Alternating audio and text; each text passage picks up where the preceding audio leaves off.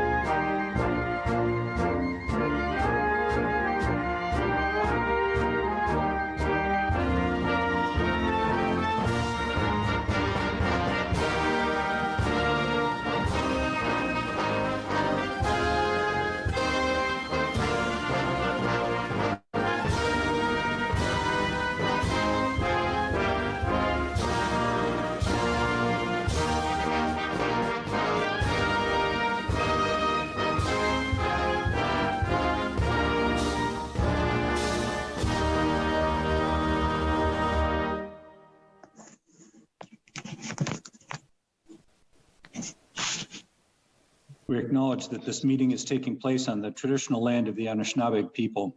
The Anishinaabe include the Odawa, Ojibwe, and Potawatomi nations, collectively known as the Three Fires Confederacy.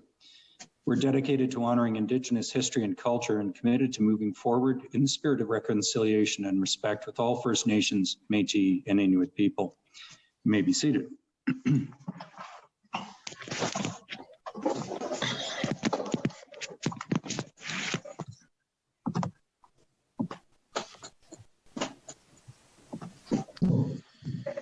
Welcome everyone to this virtual meeting of Barrie City Council.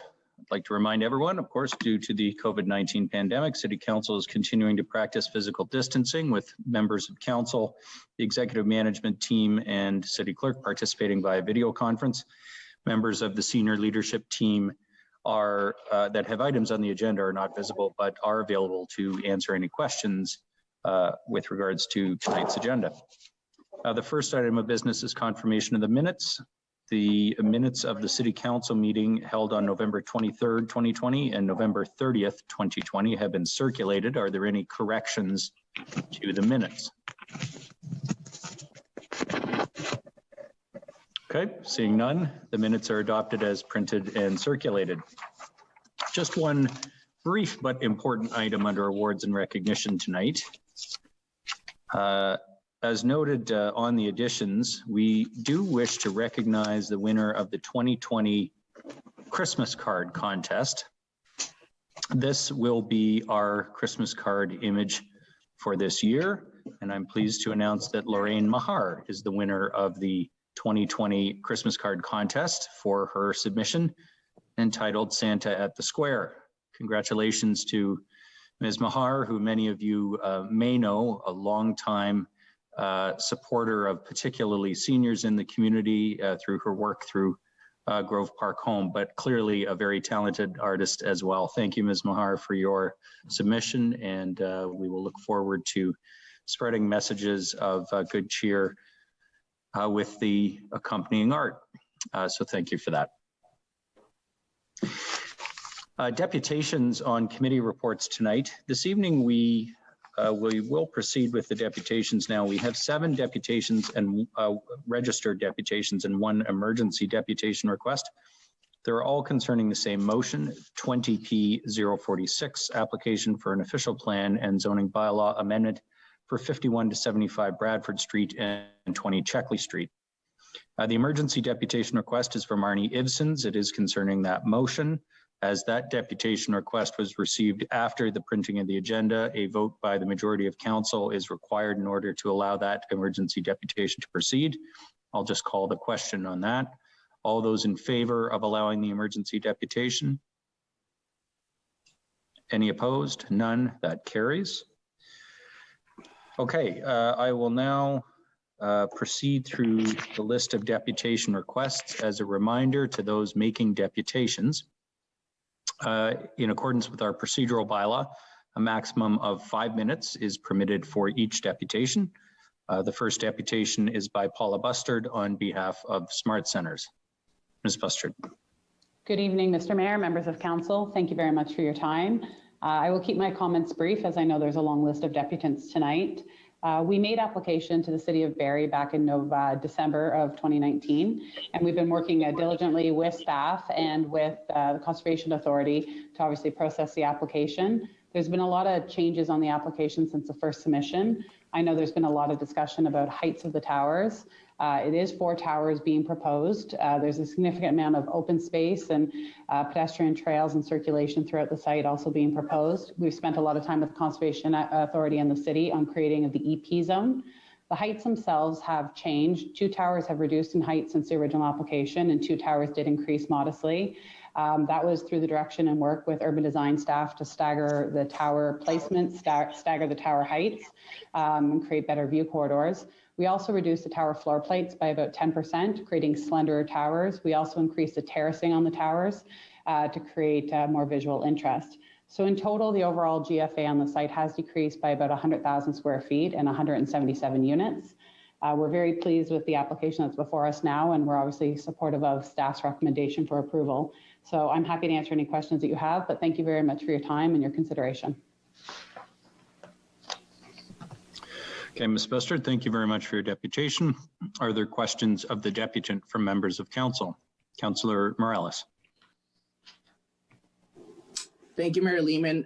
Ms. Bustard, thank you for coming out here tonight. I think while all deputants are treated equal, Barrie residents, external stakeholders, I think the fact that you made yourself available as a deputant is a very refreshing, and I'm definitely going to take my personal share of your time to ask you questions so they don't come up later or we don't just kind of say question mark and make an assumption.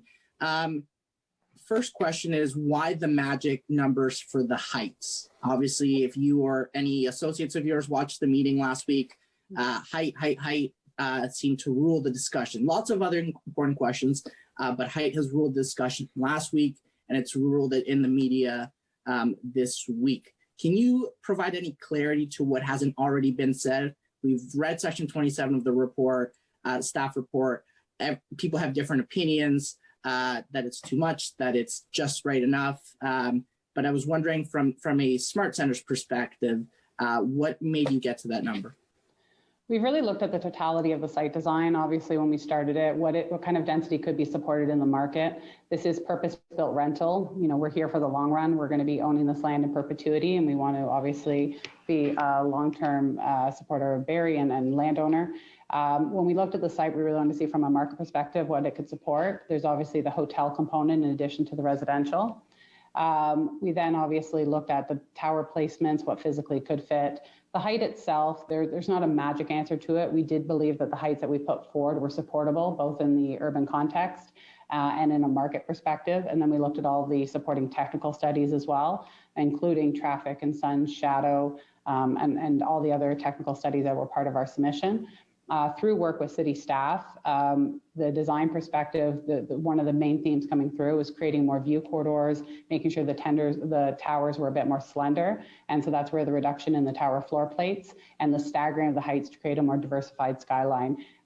So I don't have an explicit kind of magic answer for you in regard to the height, other than the fact that we believe that it is supportable, both in market conditions and from an urban perspective. And we believe all the technical studies justify the height and the density that's being proposed.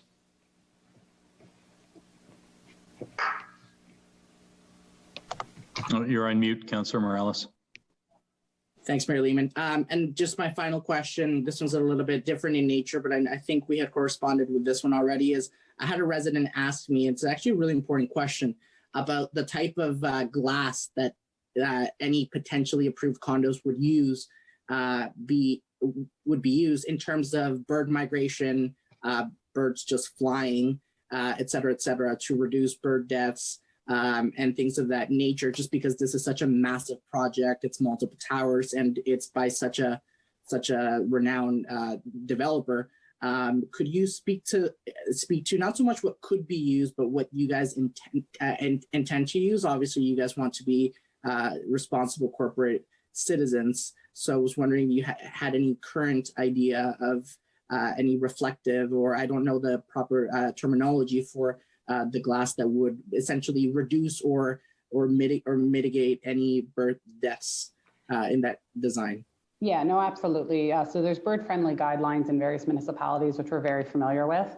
And obviously you look at the very specific site attributes of it, but there's different things in terms of materiality, fret patterns, different design things that can be looked at to make sure that you're dealing with bird-friendly design to make sure you're mitigating impacts for them. And obviously with this being on the lake, that's going to be extremely important. And that's something our design team will work with staff on to make sure that is implemented. And just to your other question, I would just like also reiterate on the height side that it did go through a thorough review with city staff and you know, they obviously do their independent review in terms of justification for heights. But bird mitigation, there's absolutely no issue there. That's something our design team will work with to make sure we implement the right technologies. Thanks, Councillor Morales. Other questions of the deputant? Councillor Jim Harris.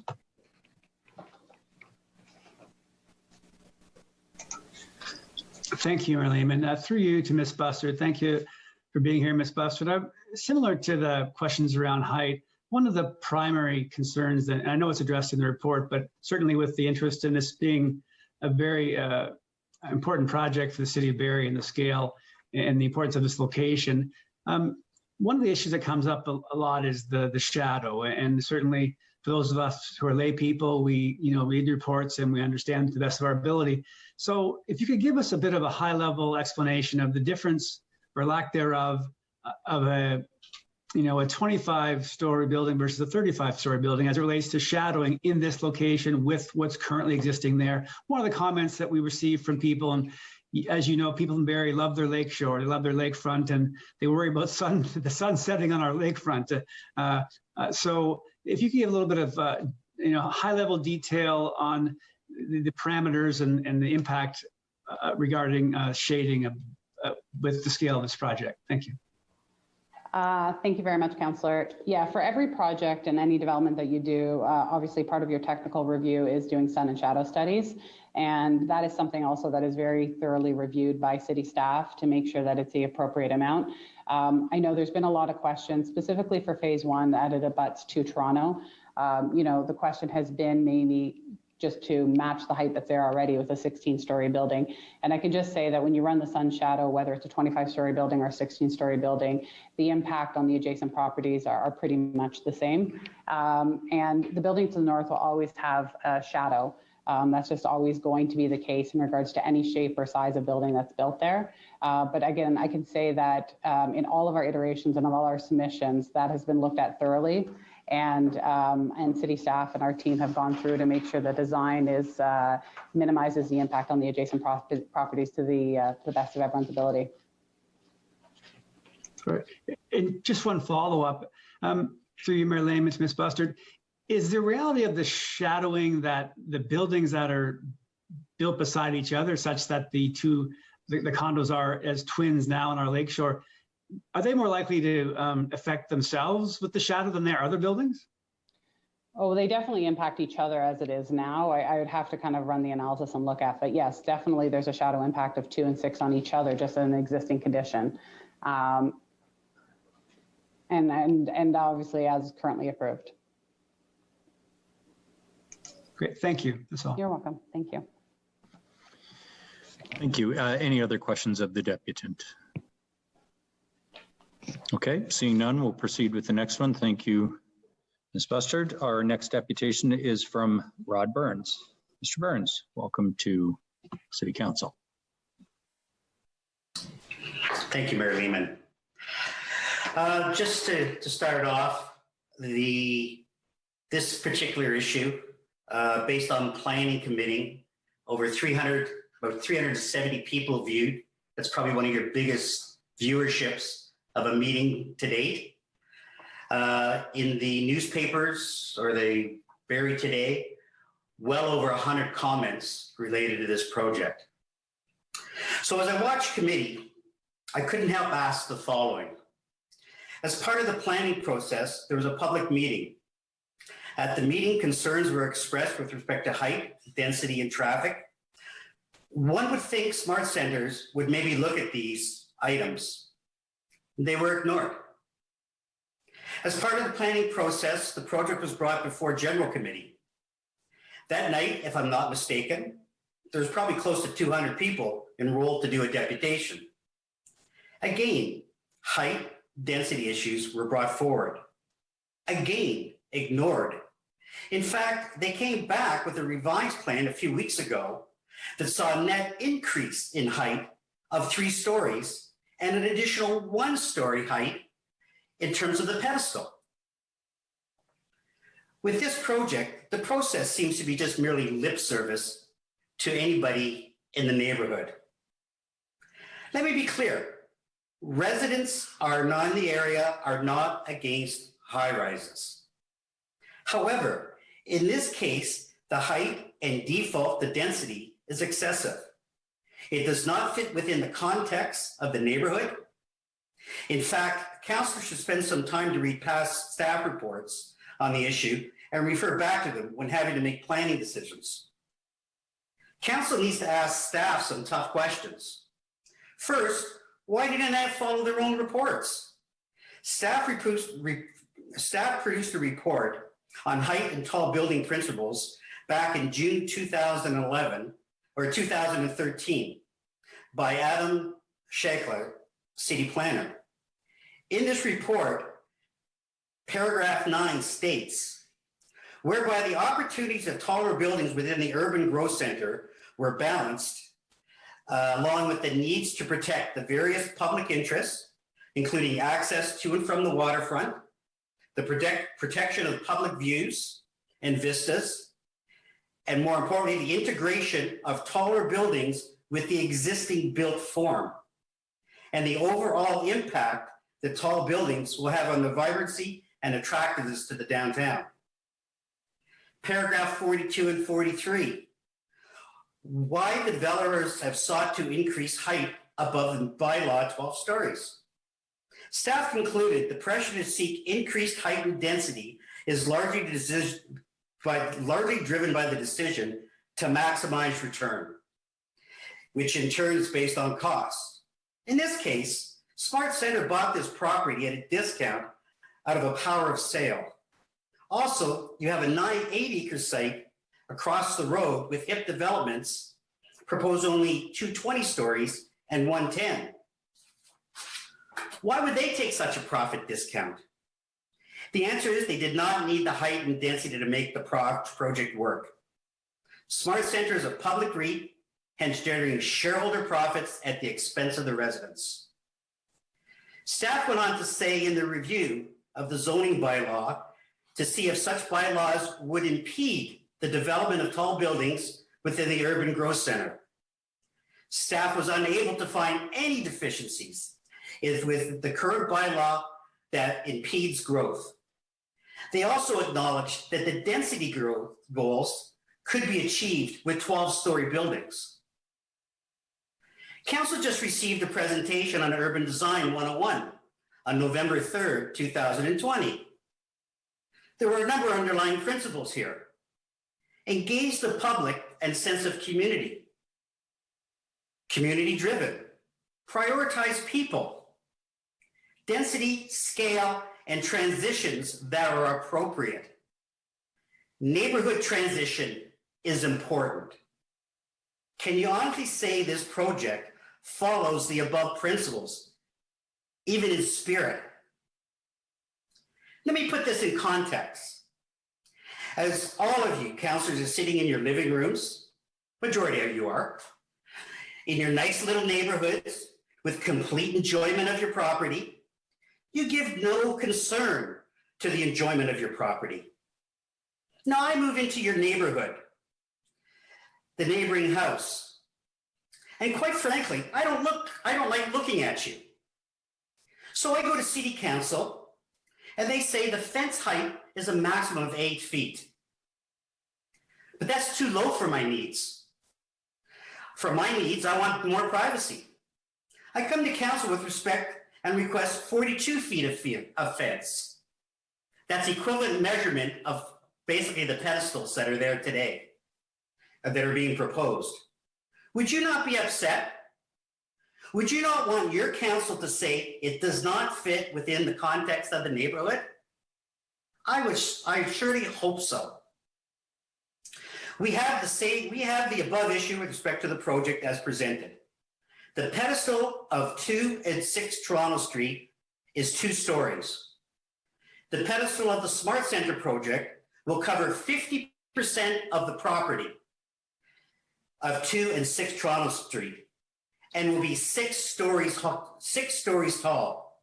Yes, folks, that's a 40-foot wall. From the 3rd floor to the 6th floor they will entirely lose their view. Do you not think residents should not be upset? As council, you should be upset. Councilor Morales made a comment during planning committee meeting, and he says, you know, they can make the wall look pretty. Folks, it's still a wall. And in fact, it's a parking garage that's blocking the majority of the space. So then the next question during planning committee meeting was, well, how high should the buildings be? No one could answer that. Well, the answer is simple.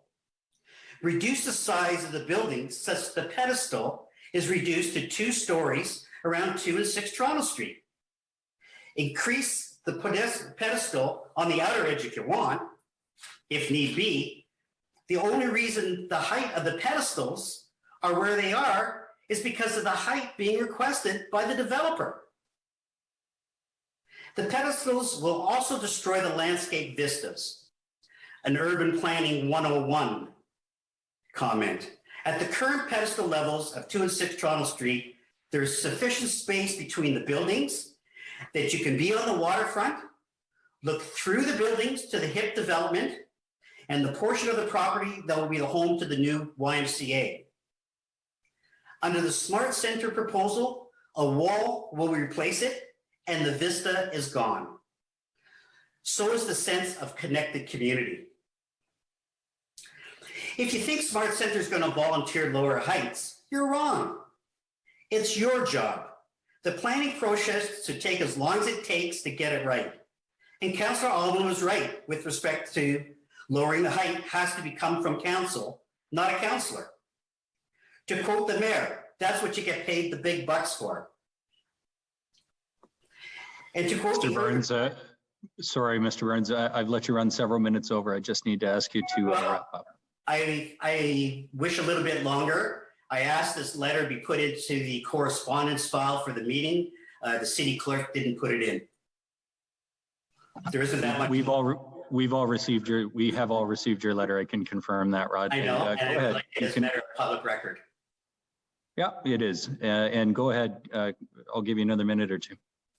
And to quote a urban planner for 136 Bayfield, who really requested the council for a 34-story building, he asked, and one councillor spoke up and asked, why 34?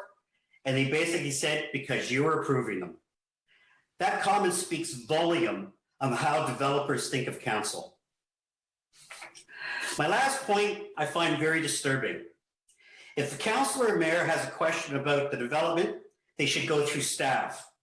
Throughout the planning meeting, I heard councillor after councillor speak of how they talk to the smart centers.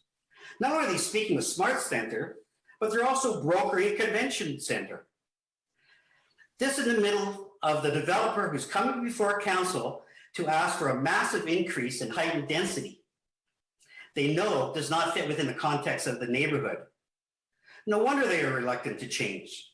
This practice is borderline unethical, and council should look at their rules and regulations with respect to correspondence by council to a developer during the application process of a bylaw exception.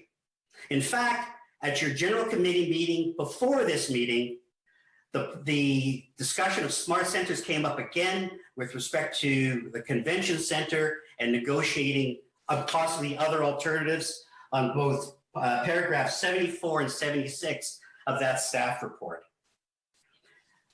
All I'm saying to council is listen to the residents.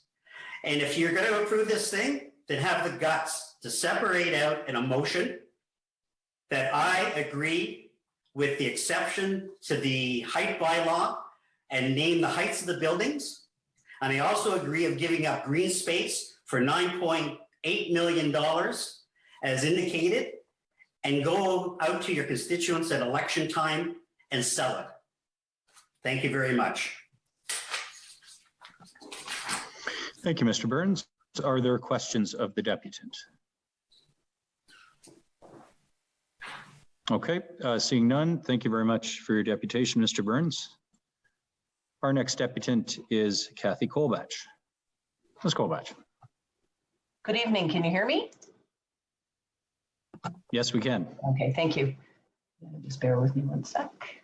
Okay. Mayor Lehman and members of council, I would like to take this opportunity to thank our planning staff firstly, and Smart Centers for all their hard work to this point. I believe the majority of residents in Barrie understand the need for growth intensification and the hurdles our planning staff must juggle. The balancing act between provincial policy plans, intensification, official plans, zoning bylaws, and urban design guidelines. However, I am here this evening to speak in opposition of the staff recommended official plan amendment and zoning bylaw amendment as it relates to 5175 Bradford Street and 20 Checkley. These two amendments, if approved, clear the way for excessively tall buildings that would not enhance but detract from our cohesive waterfront. Specifically, the recommended motions I'm in opposition of are motions 1, 2, 3D, and 5C. And I'm not going to go through what those are, but needless to say, how high is too high? What is in keeping with the character of the neighborhood? Well, I can tell you this, it's not 46 stories. This evening, City Council will vote on whether to allow an official plan and zoning bylaw amendment that would allow four large towers ranging from 25 to 46 stories tall. This is the largest development in our history. There is no doubt that this land has sat vacant for too long. This proposal does have its merits, including hotel rooms, rental units, small amount of commercial amenities, the cash in lieu of park, although with all of the intensification, we do need more parkland, not less. Increased tax revenue, jobs, and it creates a vibrant community. But Barrie's waterfront is unique. We need to develop responsibly with the vision to protect our waterfront. 63 folks attended the neighborhood meeting, 12 called into the virtual public meeting, one speaker representing 50 people, one speaker provided a petition, I believe, with 150 signatures, 28 written submissions, and hundreds of comments on social media, most related to height. Let's also keep in mind the public was first introduced to this proposal at a neighborhood meeting in December 2019. The public meeting was June 2020, and in between, a pandemic occurred. Council may feel like they've been dealing with this for years, but the public has not. We need to take our time and get this right. Residents in this city are not happy with this proposal because of the height. But is anyone listening? This is a common thread throughout. Will our councillors listen to their constituents and perhaps bring forward an amendment to reduce the height to protect our waterfront and actually fit into the context of the neighborhood, or defer the decision to another evening after further discussion with Smart Centers? 3 of the 4 towers ranging from 36 to 46 stories could be reduced in height.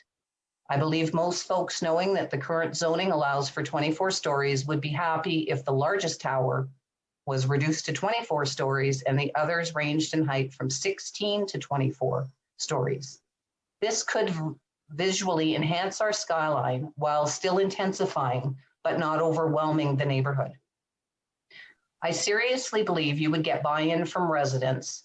This would still intensify the area, fit in with the HIP proposal at 20 stories, and perhaps reduce shadow effect.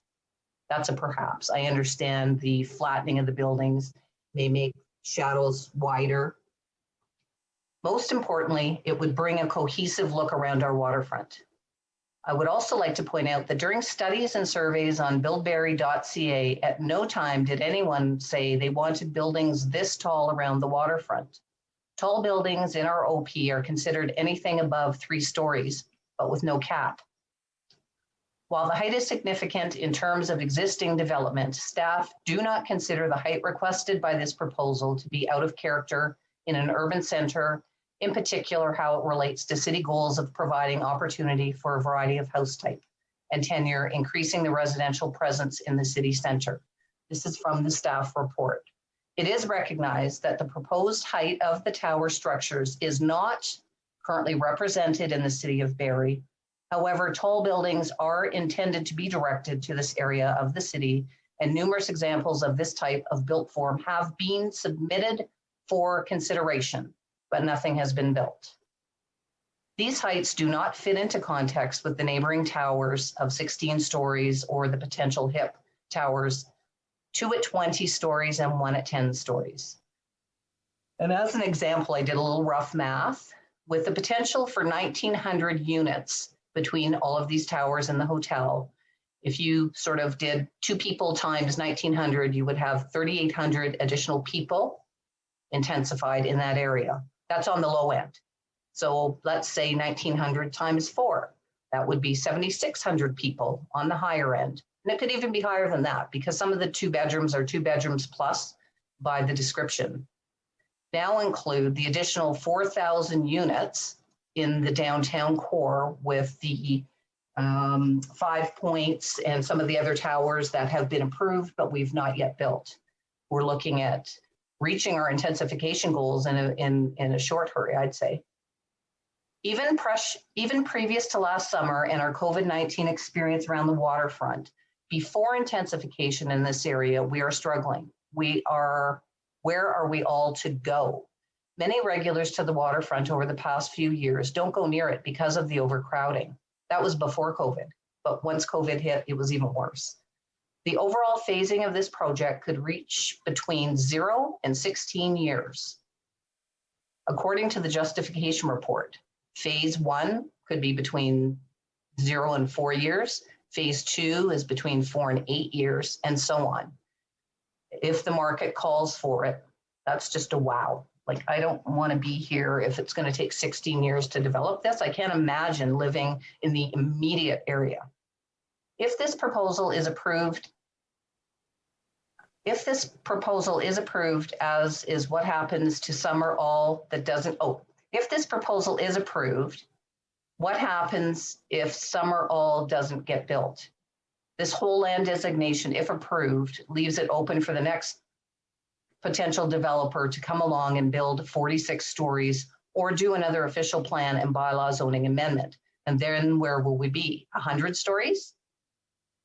Now, earlier today, I did send a note to all of you, just outlining and providing some links to barrietoday.com stories. I wasn't sure if everyone had an opportunity to see them, so I did that and encouraged you to also read comments, public comments.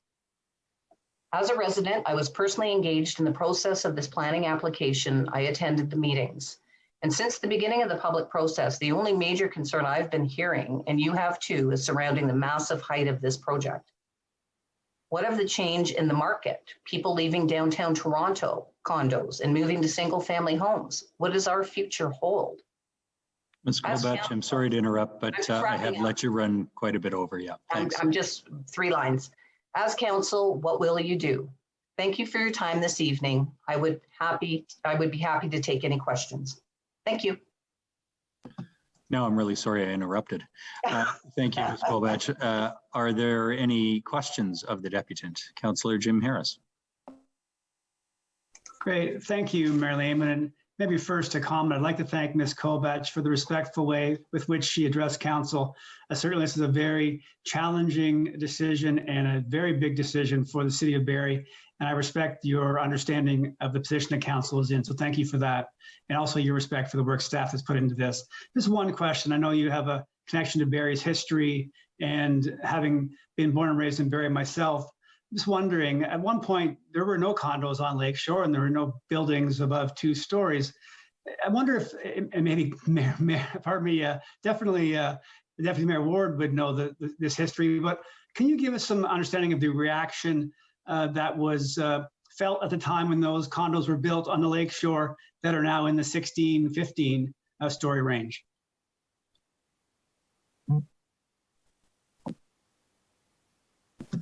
I'm sorry, was that for me, Councillor Harris, or for Deputy Mayor Ward? Sorry, I did confuse that. So yeah, please, Ms. Colbert, you're happy to hear your thoughts on some of the color from back when those decisions were made through council.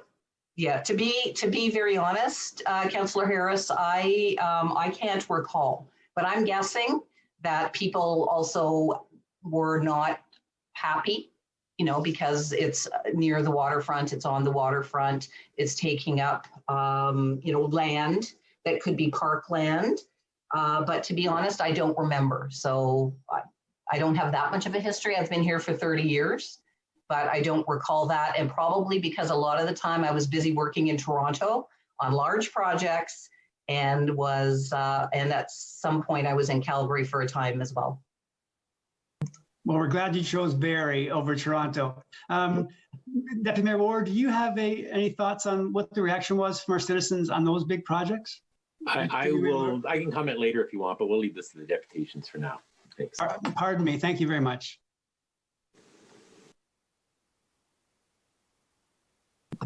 Thanks for the question, Councillor Harris. Other questions of the deputant, members of council? Councillor Morales. Thank you, Mayor Lehman. And like Councillor Jim Harris, Ms. Colbatch, thank you so much for your respectful tone. We've seen you, or I've seen you throughout the years. Sometimes we don't agree, but as Councillor Jim Harris says, you're always very respectful. And I think tonight that definitely stands out how respectful you've been. I have a question about a point you brought up. You talked about, not wanting to be around construction for that long period of time.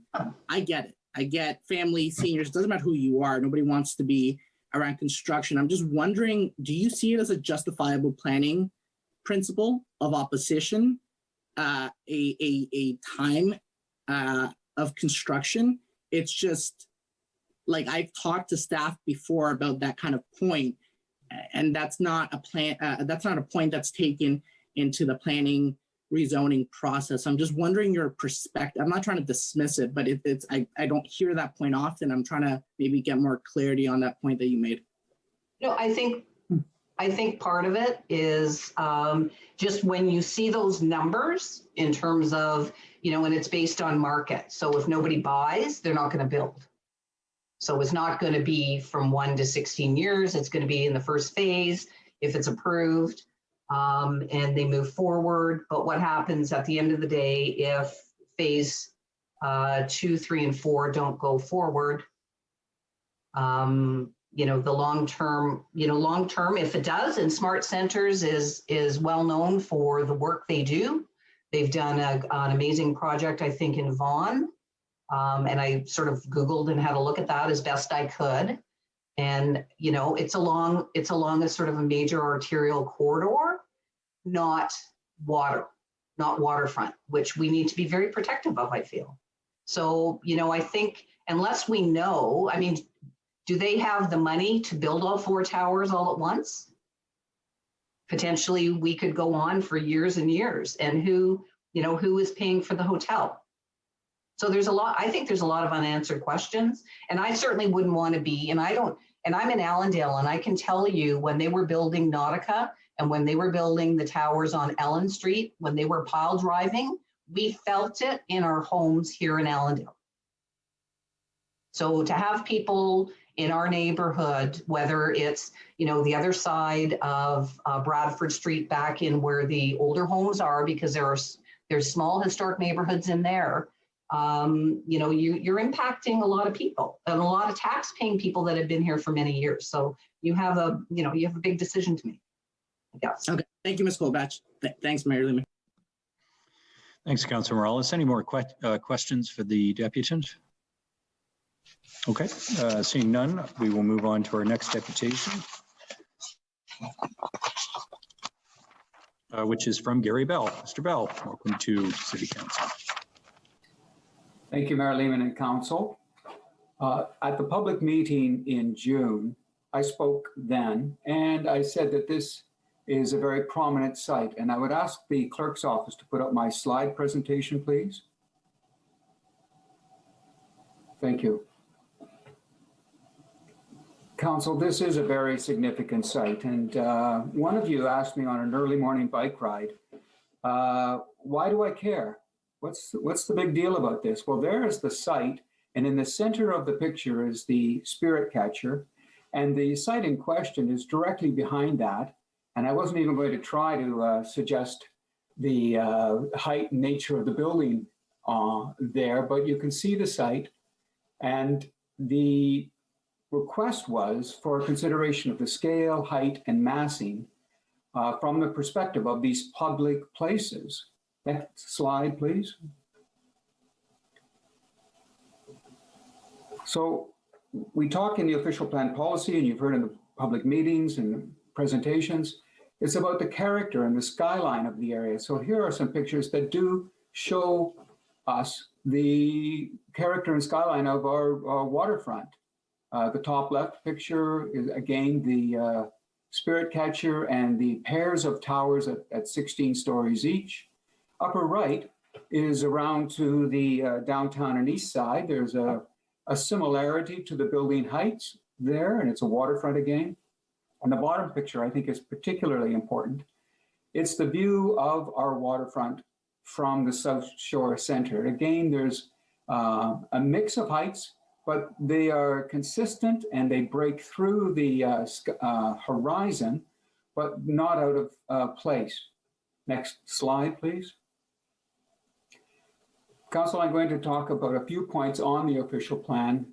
The first is that this official plan amendment would delete a special policy created in 2009 about this property.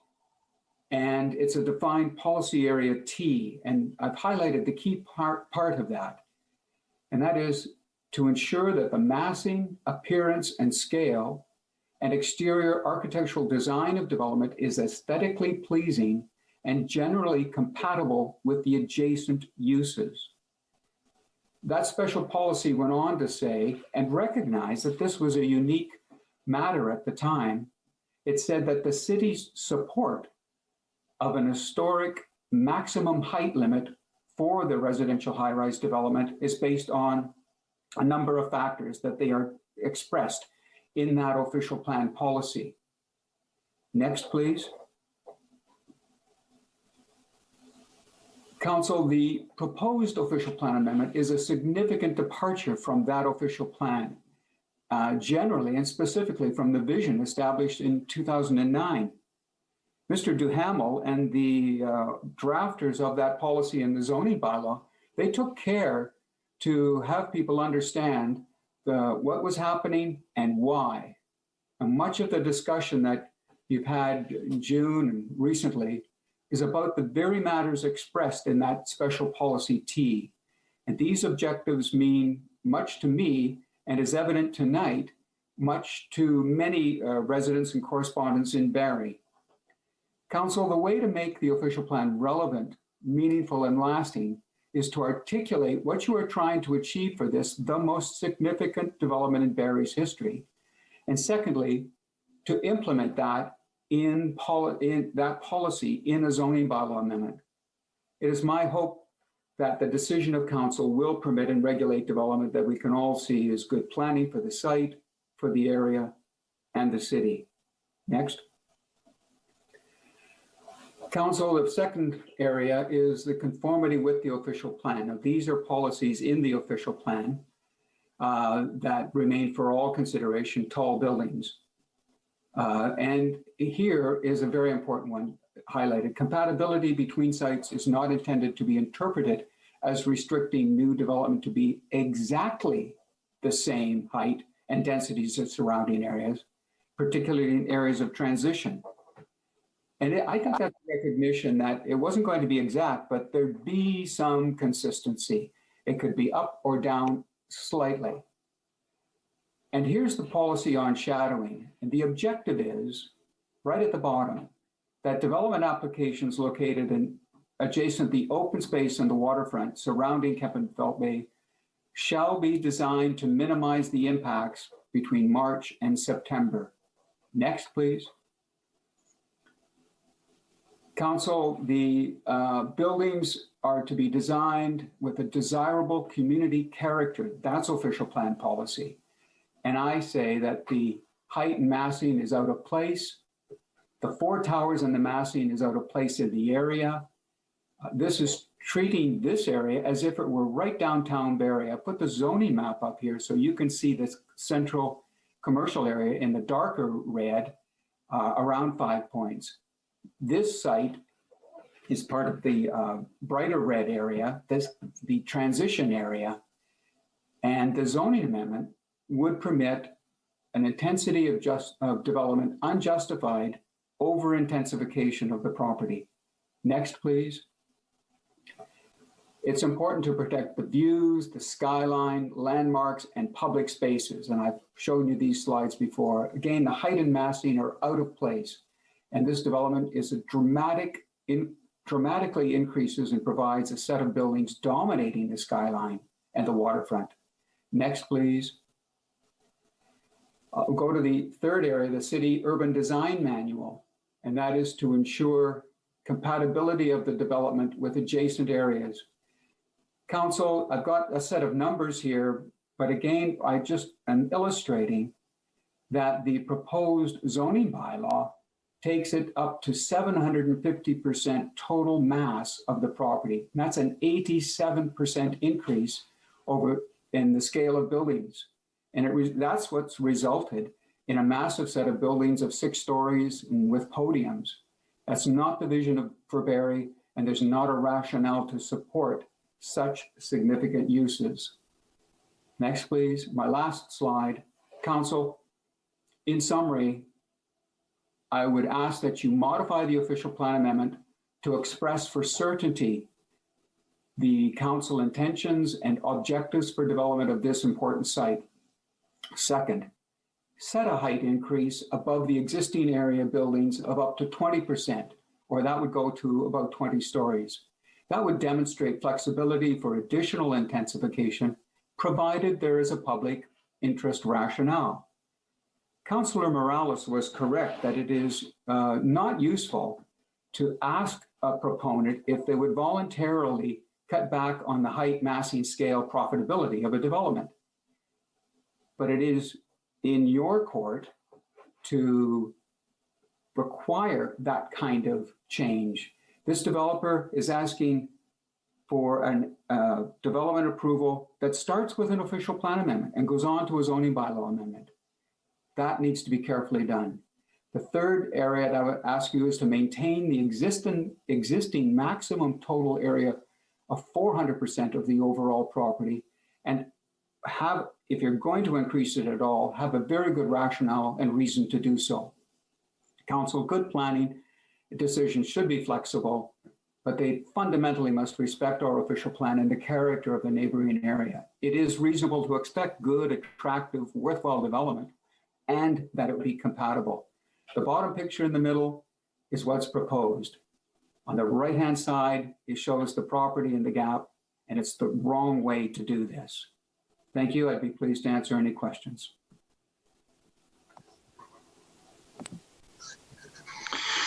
Thank you for your deputation, Mr. Bell. Any questions of the deputant, members of council? Okay, seeing none, Mr. Bell, thank you for bringing, as always, the long view on city's planning policy, and certainly as a planner yourself addressing the policy aspects of this application in your deputation. Our next deputant tonight is Bonnie Gill. Ms. Gill, welcome to Barrie City Council.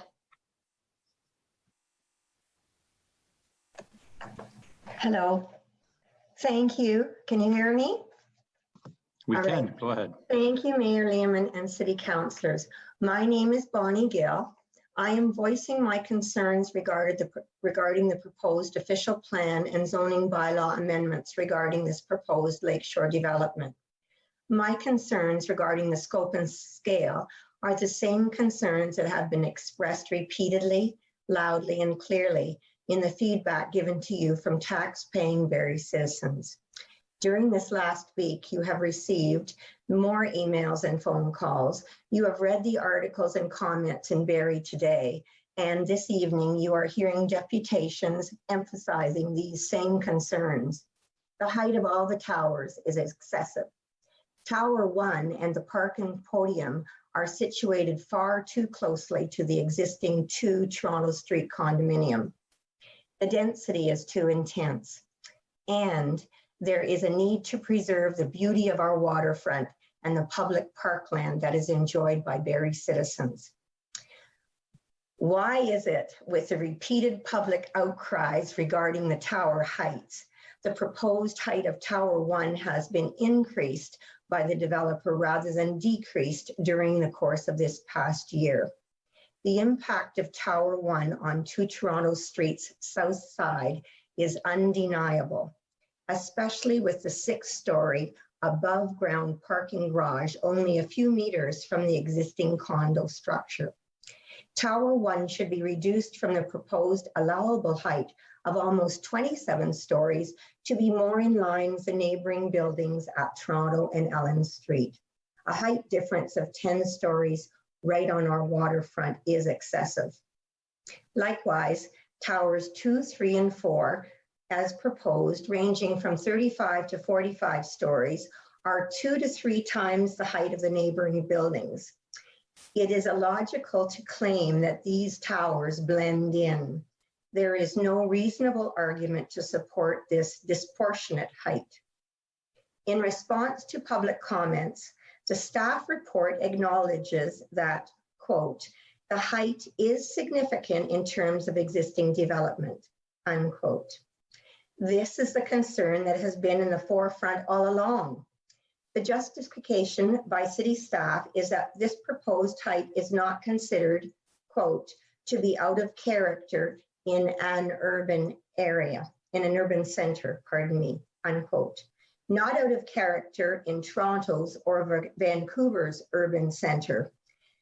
What about our urban center right now on this specific site in close proximity to the existing residential buildings and adjacent to our waterfront?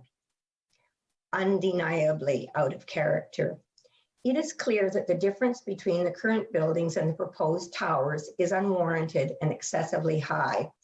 Reduce the tower heights to more closely blend with neighboring properties.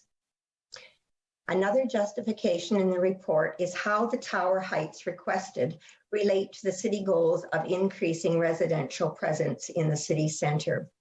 The density of this proposed development is 4 times the urban growth center target for intensification. Reducing the tower heights still meet the target. Finally, I am seriously concerned about the lack of recreational area in the proposal. Money given to the city in lieu of parkland dedication on the site is unconscionable.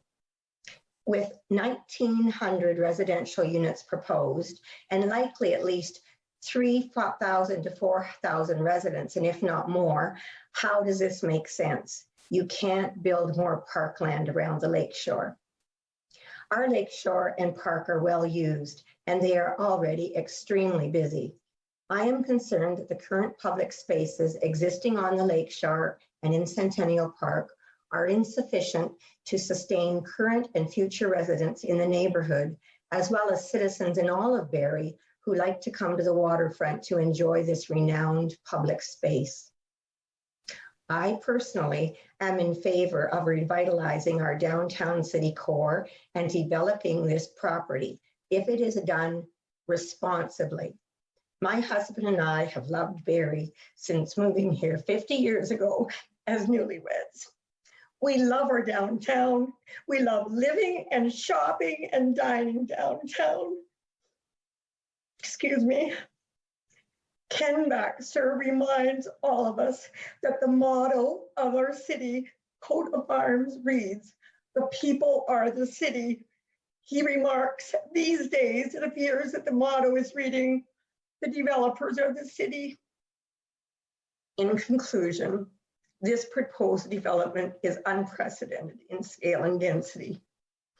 I respectfully remind you that, especially at the 11th hour, as our elected officials, you have the power and the responsibility to get it right.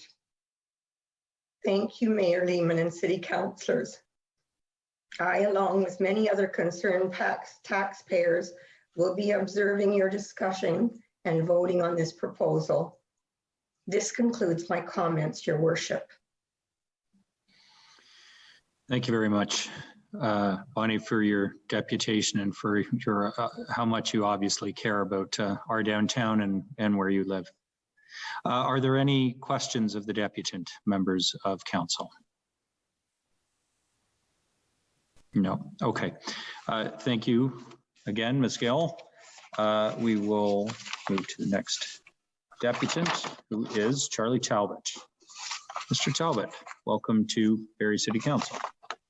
Good evening, Mr. Mayor and Council, and thank you for the opportunity to speak about these proposed changes. As you know, my name is Charlie Talbot, and my wife is Catherine, and we live at 6 Toronto Street. We think the waterfront is a jewel of Barrie. It's a testimony to the wisdom and the foresight of our previous city administrations and planners who limited development to preserve our gift, and we're proud to call Barrie our home. We're in support of this development for these lands for residential, commercial, and retail purposes, but we have some real serious reservations about the scale and design of the project being proposed. We feel the project's too large and it will overwhelm the capacity of our waterfront amenities and reduce their availability to all Barrie residents. And our concerns include the shadowing. There is shadowing from these buildings, and it will be greater with the taller building. The podium heights are excessive, as other people have already described, and the building heights are just too high. There'll be parking issues because there won't be enough parking with the design as it is now. And especially in the summer, people are parking all over the place, on the medians, in the parklands as it is now. And this will only exacerbate the problem. The other problem is access to Lakeshore Boulevard. There's a proposed access to Lakeshore Boulevard that says it's a fire lane, but I suspect once it gets in there, we'll say a new set of lanes and some more traffic coming on the Lakeshore. And I don't want to take up too much time with some of the things that people have already discussed, so I'll just close right now. I just asked you if you could maintain the parking ratios at the maximum possible to avoid impacts to the waterfront parking. Require the proponent reduce the building one podium height between building 1 and 2 Toronto Street so that it mirrors the neighboring building. Reduce the allowable heights for building 2, 3, 4 podiums and towers. Have the proponent provide an amended parking plan that addresses the parking needs, because with all the action coming in, especially with the hotel, there's going to be a lot of parking problems. And as somebody said already, Barrie's motto is the city is the people. And I think the people are speaking. I just hope everybody's listening. Thank you very much. Thank you, Mr. Talbot. Any questions of the deputant from members of council? Okay, seeing none. Thank you very much, Charlie, for being here tonight and for your deputation. The next deputant that was registered withdrew their request to make a deputation, so that brings us to Paul Armstrong. Ms. Cook? Mayor Lehman, we do not have Mr. Armstrong on the line. He has not called into the meeting yet. Okay, I do see Mr. Ivson's up on the screen, and he is our emergency deputation that was approved earlier. So Mr. Ivson's, go ahead. Welcome to council, Ernie. Thank you. I'd like to thank members of council for allowing me to speak tonight. I know it was, my request was put in past a deadline. It's been a few years since I've done one of these in terms of kind of getting in before the Wednesday. So I do appreciate you allowing me to speak. I'm not going to take much of your time as well, much like Mr. Talbot. I will point out a few things, though. A couple of things that maybe some people haven't mentioned. Much like, and I'm glad I'm not talking after Miss Gill there. That was, but Linda and I, we met here in 1984 in Barrie, have lived here in the same house in Allendale for 1986. We bought in Allendale and lived here ever since. We just love Barrie, and that's why we chose here. Unfortunately, now with these developments happening, we've unfortunately had the discussions of, do we want to stay here? Is this a city that we met, that we fell in love with, and do we still want to stay here? So we've had these serious conversations in the last few months or so. And a lot of it has to do around this in terms of the waterfront. And allowing a development like this will change the landscape forever. I would like to thank Mr. Bell for providing those slides. Those pictures were, kind of corny, but picture perfect in the sense that it kind of shows you, especially from that trail, what the skyline of Barrie looks like. And putting something like this would be a sore thumb. It just does not fit the character of the neighborhood. Many years ago, I was part of the Historic Neighborhood Association, and we've seen in our own neighborhood how that is changing. So I agree that something needs to be done on this space. It's a very important piece of property. I believe intensification is happening, and we can't get around that. However, people seem to want to intensify downtown, but over the years, we've lost the arena. We've had an elementary school closed, a high school closed, a full-service grocery store that was supposed to be on the corner there. I guess it was Sobeys, across from where you were from City Hall there, has not happened. So building all these people to come downtown, but they don't have the facilities and amenities to sustain that area other than, yes, there's lots of great restaurants and shops downtown to support. But as Kathy kind of pointed out, you're looking at 1,900 units. And I also kind of put the math together about how many people would be down there, and the congestion and the traffic. It's bad enough to get around the lakeshore as it is in the summer months. And as much as Doug Ford didn't like raising the parking prices, but we kind of had to because we had all the people coming up from Toronto infiltrating our area as well this past summer. Quickly, similar cities like Oakville and Burlington are on waterfronts, but they do not have these huge major developments like this. And actually in Oakville right now, currently, there's a huge issue arguing over a 30-story building that's basically in the middle of nowhere. It's at Trafalgar and Dundas. And people are up in arms about a 30-story building being put up where there's no, it's like literally kilometers away from the waterfront. You would never see Lake Ontario from there. So kind of my point is, if you need to intensify, then you know what, put 46 stories beside the South GO station. We have lots of commuters coming up from Toronto. You drive down past through Holly, there's the Bear Creek Ridge that's being built there. Again, it's all townhouses. So if you want to put up, and we have the industrial annexed lands as well. So they're currently, I can't remember how many years ago that we've kind of taken those in, but develop those big high rises down there and leave the waterfront as it is. But this area certainly put something there that a hotel, convention center would be definitely something appropriate. I do have concerns around Bunkers Creek and the environmental and the EP lands around there. But put something in there that's going to actually fit in with the downtown, maybe make it sort of kind of retro looking in some sort of way to kind of fit more the old downtown, the old Dunlop Street, as opposed to this monstrosity. And I will point out, I don't know these people, but Don and Elaine Hotchkiss wrote a letter to barrietoday.com that was published today. And it basically summed up in many ways the way that I feel about this whole project and the downtown overall. So, because smart centers are showing up here knocking on your door, don't fawn over them. We have to because of smart centers. Make them accountable, make them come back to the table and discuss something that the city, the residents of Barrie wish. And it kind of sounds like a lot of people kind of feel that same way, that this is something that's maybe just doesn't fit with the character of the city that we love so dearly. And last thing too, remember, Kim felt we are in a bay. So we're not like a major port city or whatever. We are on a bay, a beautiful Lake Simcoe, and sort of kind of keeping with that sort of look that we have there and sort of maintaining the landscape that we have. And that's it. So again, thank you very much for your time. I appreciate it. Thank you very much for your deputation, Mr. Evans. Any questions of the deputant, members of council? I don't see any, so thank you again, Arnie, for coming tonight and giving your deputation. And to all those who gave deputations tonight, thank you for the work that obviously went into them and the passion that went into them as well. I should check, Ms. Cook, do we have Mr. Armstrong on the line? No, Mayor Lehman, we don't. Okay. In that case, we will move on with the agenda.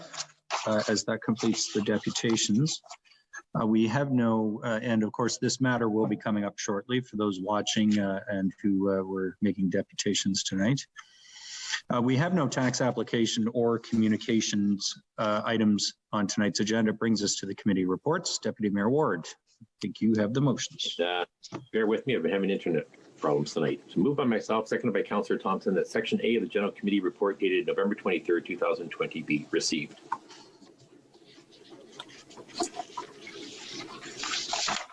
Okay, thank you. It is moved by Deputy Mayor Ward, seconded by Councillor Thompson, that Section A of the General Committee report dated November 23rd, 2020 be received. This is to receive the report of a confidential personal information and solicitor client privilege matter related to a workplace investigation.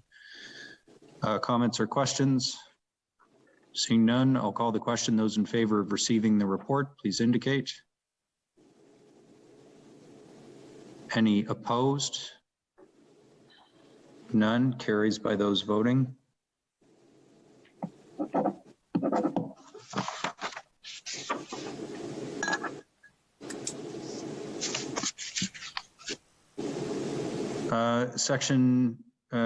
Sorry, there's no Section B to that report. Deputy Mayor Ward, the Planning Committee report, please. Moved by myself, seconded by Councillor Thompson, that Planning Committee report dated November 30th, 2020 be adopted.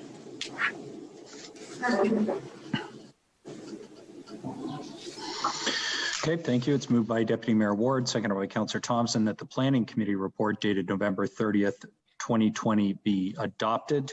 This is the subject of the deputations tonight, the application for an OP amendment and zoning bylaw amendment for 51 to 75 Bradford Street and 20 Checkley Street. Councillor Aylwin. Thank you, Mayor Lehman.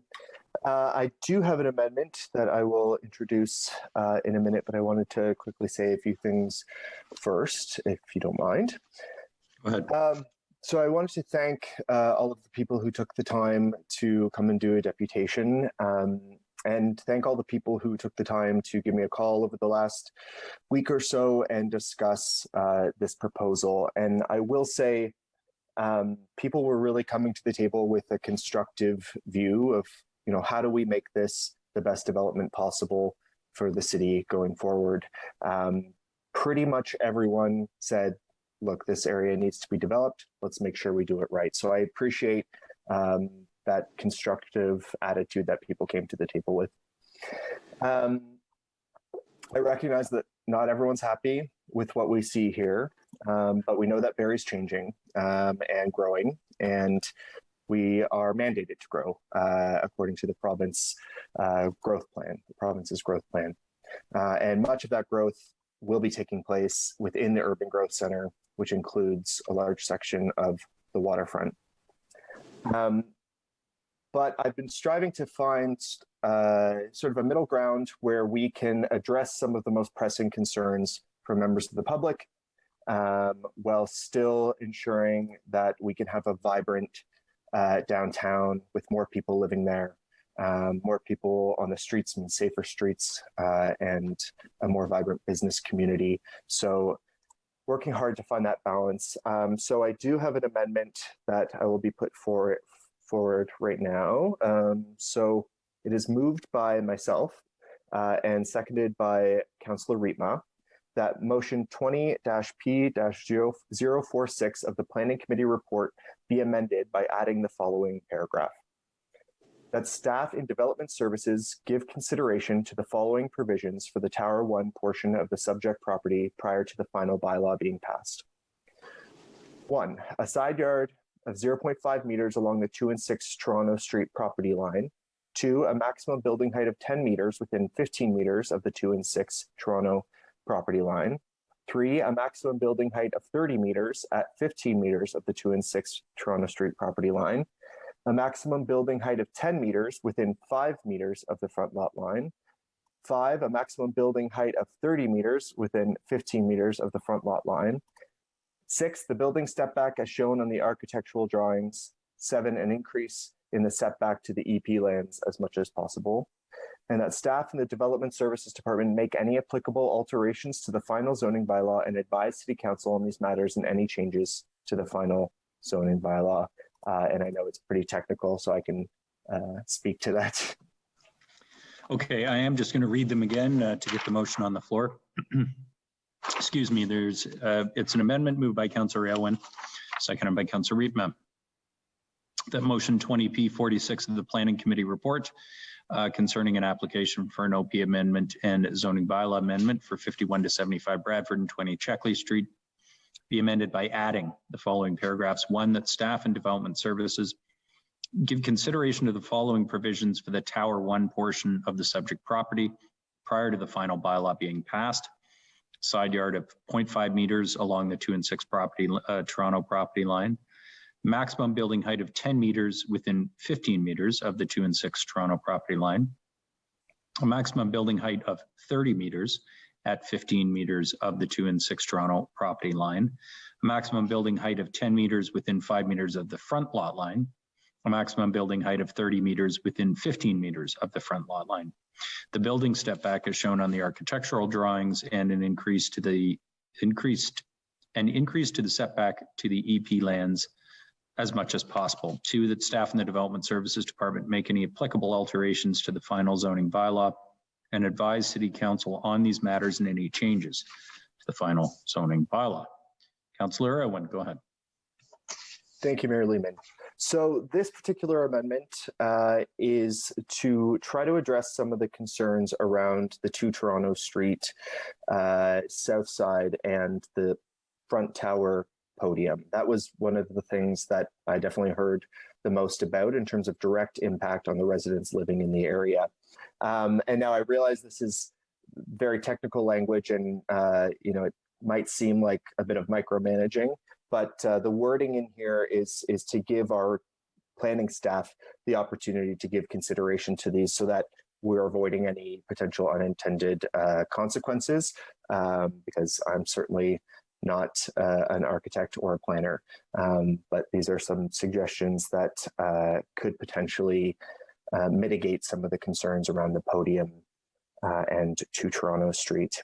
And I understand there's also an amendment coming forward around the height in a bit, so that's separate from the issue here.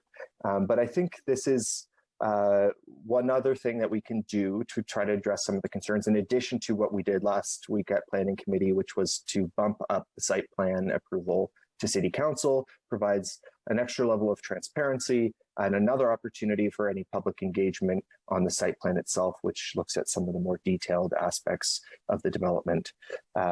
So I'm happy to answer any questions if people have them, but hoping we can have some support to try to mitigate these concerns.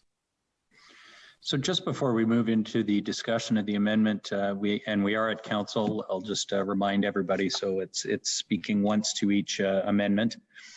If we could just get some clarity either from you, Councillor Irwin, or planning staff as to what the impact would be on the built form. I mean, with the maximum building heights here. Well, why don't I just ask our staff to tell us how this would differ from the proposal that's in front of City Council at this point and the approval that staff are recommending. Ms. Banfield, could you describe what the impact of the amendment would be? Thank you, Mayor Lehman. So ultimately, the impact would be looking, hasn't really actually been resolved because they've just come to us. So in terms of what the actual impact may be, staff haven't had the chance to fully take a look at it. What I understand the intent of some of these proposed things that we were asked to look at would be potentially to limit the building height on the lakeshore and the north property line for the part of the building that's closest to both of those lot lines.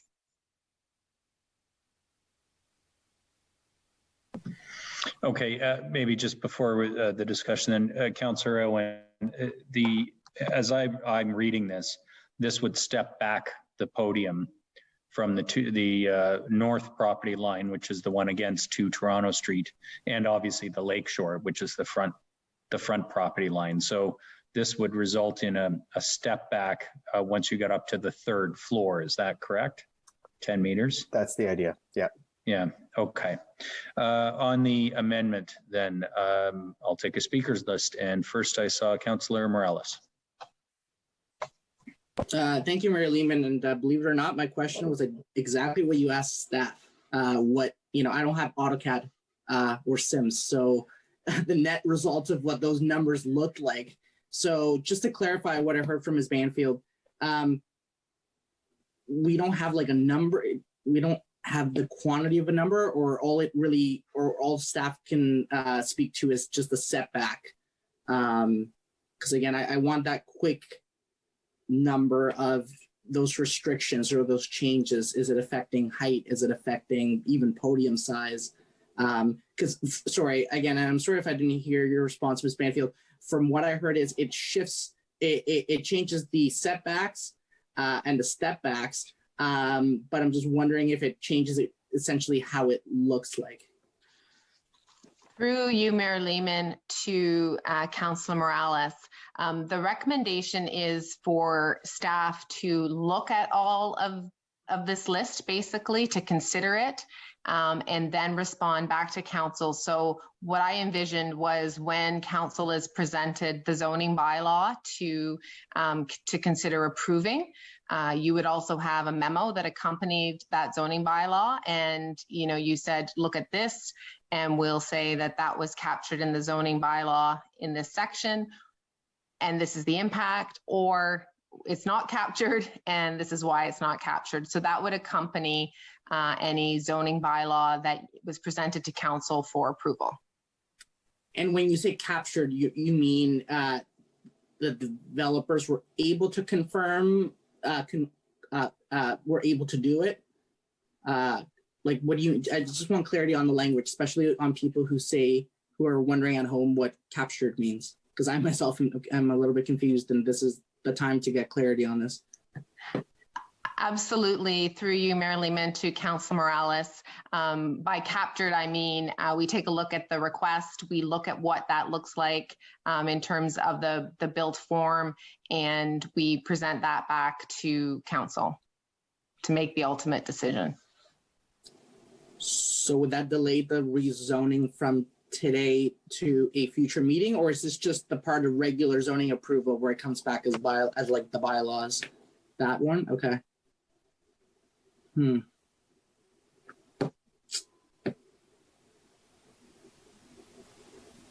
Okay. Thank you. I've used my one. Thanks, Councillor Morales. Other comments on the proposed amendment, members of council? Councillor Thompson and then Councillor Reed. Thank you. Through you, Mayor Lehman, to the mover. I like this approach. Just for clarity, this is take a look at it.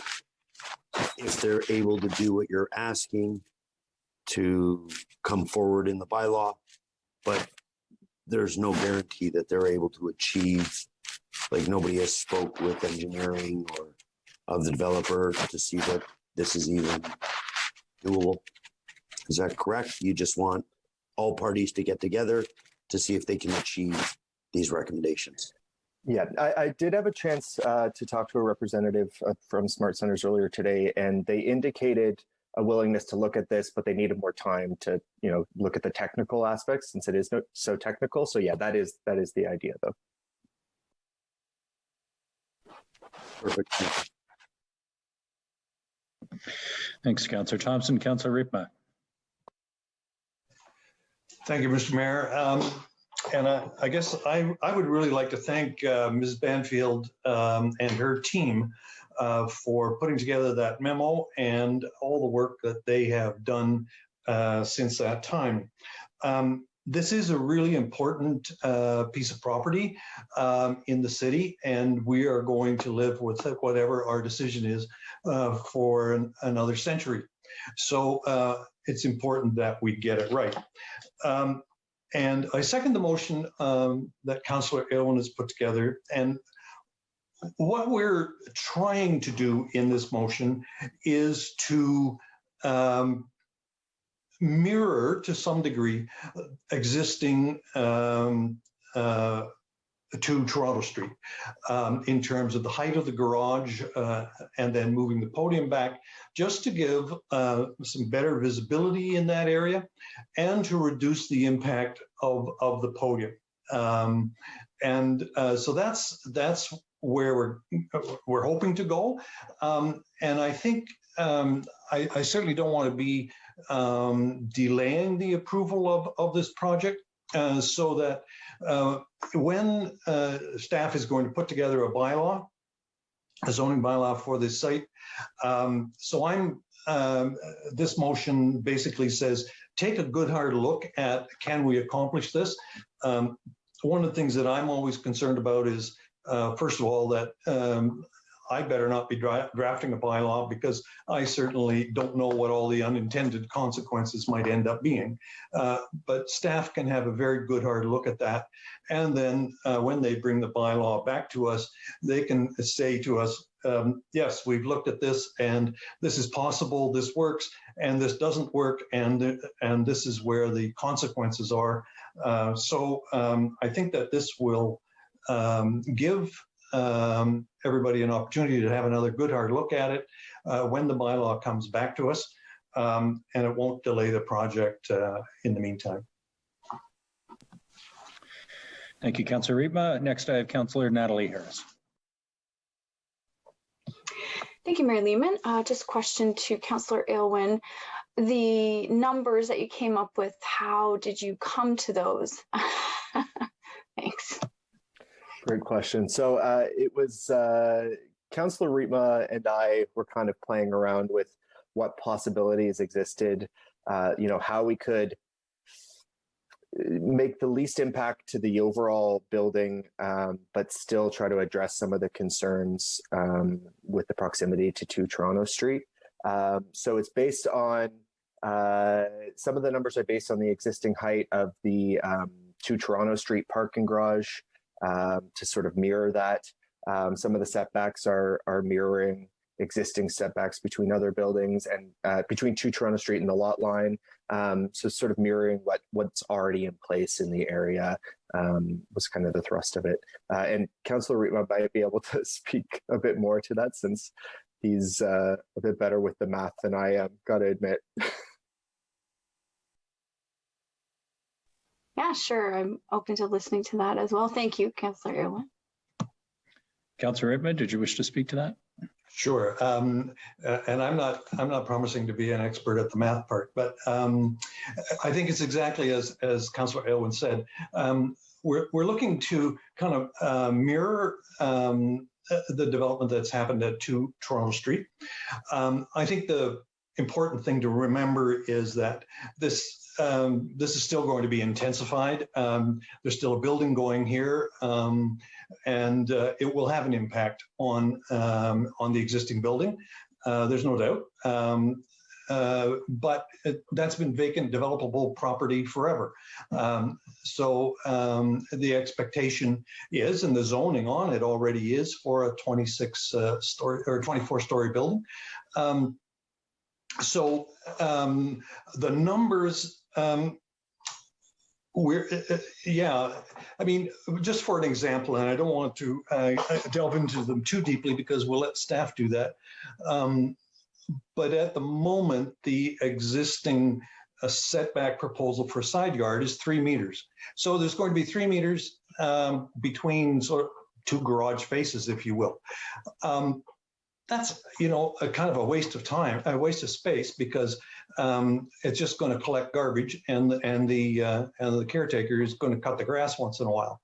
And that's why we suggested going down to a half a meter, because we basically have 2 garages looking at each other. I think it's just a better use of property. And that's the kind of thing that we're trying to achieve with these numbers. And I'm sure that staff will polish them a little bit and come back to us with a even better proposal. Does that help you? Yeah. May I, Mayor Lehman?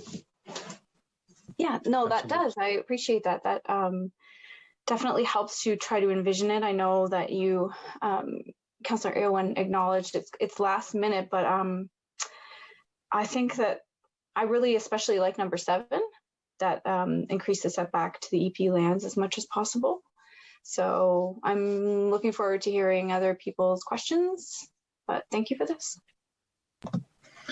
Thanks, Councillor Harris. And just for a little more clarity, hopefully, Ms. Banfield, can you just clarify? So the amendment has proposed the smaller side yard setback, and Councillor Rittman has explained that was currently proposed to be 3 meters, and this would actually reduce that setback, which creates more building area. But then sections B through E, of course, would reduce the podium size. So I'm just wondering if you can clarify for council what the current setback is at 10 meters and at 30 meters from the 2 and 6 Toronto Street property line and from the front lot line. So before, if this amendment was not enforced and the approval went ahead as printed, what would be the maximum building height permitted, and how far back from those 2 lot lines? Through you, Mayor Lehman, sorry, I think you asked the question, my apologies. So the side yard setback and in the C1, the commercial zone it's going to actually doesn't have a lot of building setbacks. That's the reality. There isn't a side yard setback. There is a 3 meter landscape strip required. And then to be honest, when staff were looking at this application, we were actually trying to maximize the distance between the 2 buildings, which was why in the memo we referenced keeping that 3 meter landscape strip. So then when I was speaking with Councillor Rietma today, it was that flip side. Okay, well, what does it look like if we actually get closer? And this just comes back to my point of where we haven't had the chance to really evaluate the changes that are before us. In terms of the kind of the bylaw requirement, in terms of the height, it doesn't actually start kind of going up or starting getting limited till 10 meters from the lot line, at which case it would be 30 meters. So what we're looking at would be less than that, like closer to the lot line, but a shorter building height permitted. Right. So at the moment, there is no maximum. Sorry, with the proposed approval, with the staff proposed approval, what's the maximum building height at the property line? It would be, I think it's being shown at 3 meters, and then it would go, I think the actual zoning bylaw was for 50 meters. And so this would effectively, I think, stagger it out once we took a look at it. Right. What is that what the developer was proposing though? I mean, that they're not proposing 50 meters, 3 meters back from the property line. What is the actual podium height that's being proposed along the property line, or 3 meters back from the property line? The Mayor Lehman, likely around the 30, you're exactly right, 50 meters isn't. And when we were looking at this again with the applicant, they were like, we don't actually, this 50 meters, I think kind of got incorporated as we were reviewing it. So the 30 meters height within the 3 meters is what the staff recommendation would look like. And how tall is the proposed podium at that location?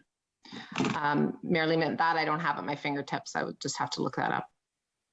Okay, if you could, that would be great. And I will move on with my speakers list. Councillor McCann. Thank you, Mayor Lehman. I maybe ask a question to the move the motion. Have you considered any renderings back from staff if there are significant changes to the staff report that we had got in front of us now? Sorry, can you repeat that question? Are you looking to include a rendering? I'm a bit of a visual guy, and I think that this is a pretty technical amendment. I'm definitely supportive of it. Just for consideration, I definitely will support this. But I just wondered if you thought of, I'll throw it back to you, if staff do agree to these changes, maybe having some type of rendering, just showing the differences, the significant differences. Yeah, I mean, yeah, especially if you feel that would be helpful in making a decision. Absolutely, if you'd like to request that staff do that, I think I'm not going to request for sure. Yeah, thank you, Councillor Ewan. I'm not going to request it. You mean because I'm just one council member, and I'm going to weigh heavily on staff's recommendation. I just wanted to put out there if other staff, for other committee members felt that maybe a rendering would help with the significant changes. So I just want to put that question out there and let you know that I was definitely supportive of your amendment.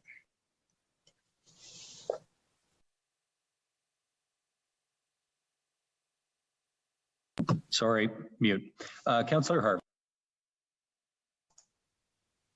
Thank you, Your Worship. I wasn't sure if Ms. Miller wanted to jump in there because I did see she turned on her video for a second. I can do that. Ms. Miller. Thank you, Councillor Harvey.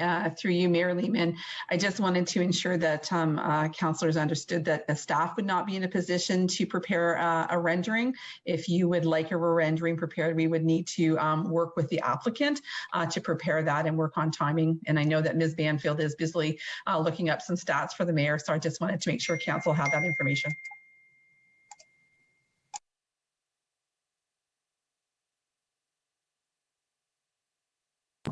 Okay, thanks, Ms. Miller. Councillor Harvey, did you wish to speak to the amendment? Yes, please, Your Worship. I am very supportive of this. Obviously, more discussion around this development quite evidently needs to occur. We need to come up with something that in the end that I think everybody is happy with because we're going to have to live with this for the rest of our lives. I guess my big question, obviously, because this is going to impact Podium Heights and stuff, I suspect, again, without having something visual in front of me to see. Just a question to staff, they may or may not be able to answer it. How does this Podium Height, because this is something new for the city of Barrie, the only other time that I've seen podiums in an application was that other application on Dunlop Street, where it was also being used for parking purposes also. But when we compare ourselves to other municipalities that, especially like in the GTA, where this is a lot more common, how does this Podium Height compare to some of our larger municipalities to the south? Through you, Mayor Lehman, to Councillor Harvey. If I can quickly just tell you the podium height, that now that I've done that stat, and then I'll tie into it. So right now that podium piece is 6 stories, give or take. So it works out to about 24-ish meters, because stories aren't quite an exact science. But that's what the current proposal is. As it relates to podium heights and that kind of podium concept, it really is a bit of a mathematical urban design exercise. Typically, the podium is proportionate to the overall height of the building. So typically, the higher the building, the taller the podium, if you will. And the whole idea of the podium is to kind of improve the at-ground and at-grade pedestrian experience. And again, it is a factor of the overall height of the building. You wouldn't necessarily have like a little tiny podium on a super tall building. It's about kind of, it's an economy of scales, if you will. So sometimes you'll see like a true podium, then you'll kind of see like an upper podium treatment and then the tower. So it really just depends on the entire height of the building, because as I said, the podiums are designed to help a little bit with shadowing, to help with visual interest, to help with the overall urban design. And then again, that on the ground user experience. Great, thank you. Thank you, Councillor Harvey. Deputy Mayor Ward. Thank you. And I understand the side yard setbacks that we're talking about are lowering the height of the podium. I'm not clear on the reason for the increasing the setback from Lakeshore and decreasing the height within a certain setback from Lakeshore. What's the reason for that? Either one of the movers, either one of the people. Councillor Elwin. Councillor Reba. I'll let Councillor Riepma answer that one. Okay, Councillor Riepma. All right. Yeah, the reduction in the height of the podium, as well as moving it slightly back from Lakeshore a little further, helps to open up the view line from the existing building from 2 Toronto Street. So what we're trying to do is kind of mirror what 2 Toronto Street the setup there is. The setback for 2 Toronto is 17.5 meters or something like that. So in this case, we're suggesting 15 meters. And what that does is it opens up the view line from the existing building. And it, you know, I mean, staff may come back and say, well, you know, that's not a bad setup, or maybe it's only we do half of the, you know, move half the building back. That would accomplish the same kind of thing. But that's a refinement that the architects and planners can work out. And we'll see when it comes back. My worry is that it's going to mean wider buildings. If they're going to push them back farther, they have to still get the same number of buildings on the lot. So they'll make them wider, which is kind of defeating the purpose. I kind of like the taller, thinner buildings versus the wider buildings. But I guess we'll see when it comes back. Thanks.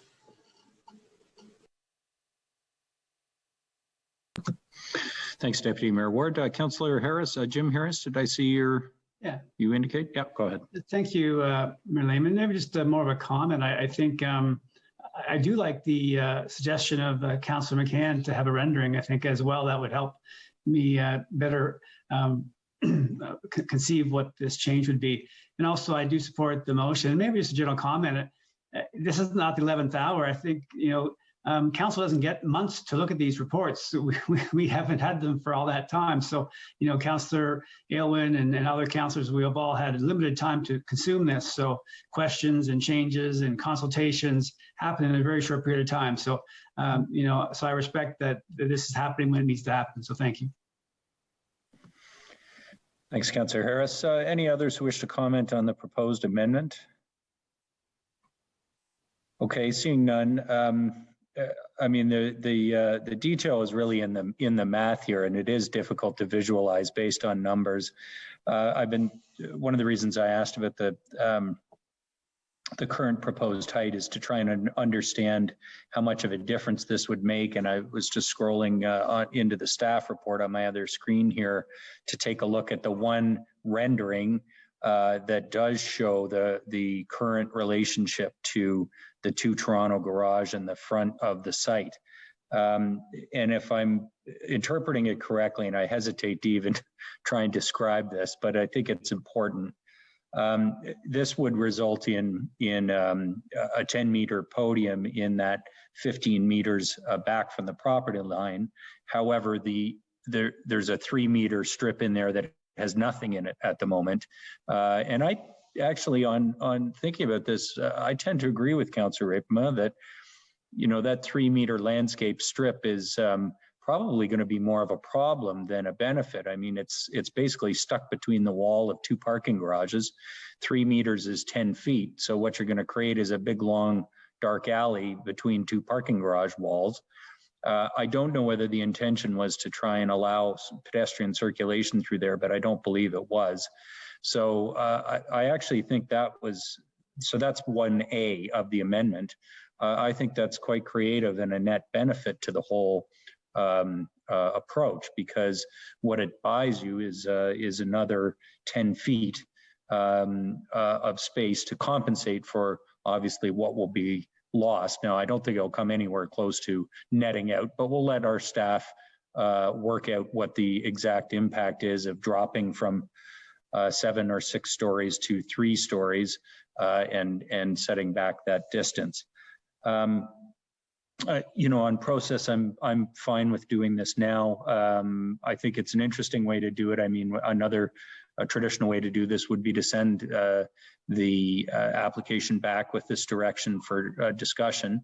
This keeps the process moving by doing it this way, but still creates, you know, council is going to make the final call on whether we agree with what is ultimately done with these proposed changes at the bylaw stage, which is a bit unusual, but These are certainly unusual times.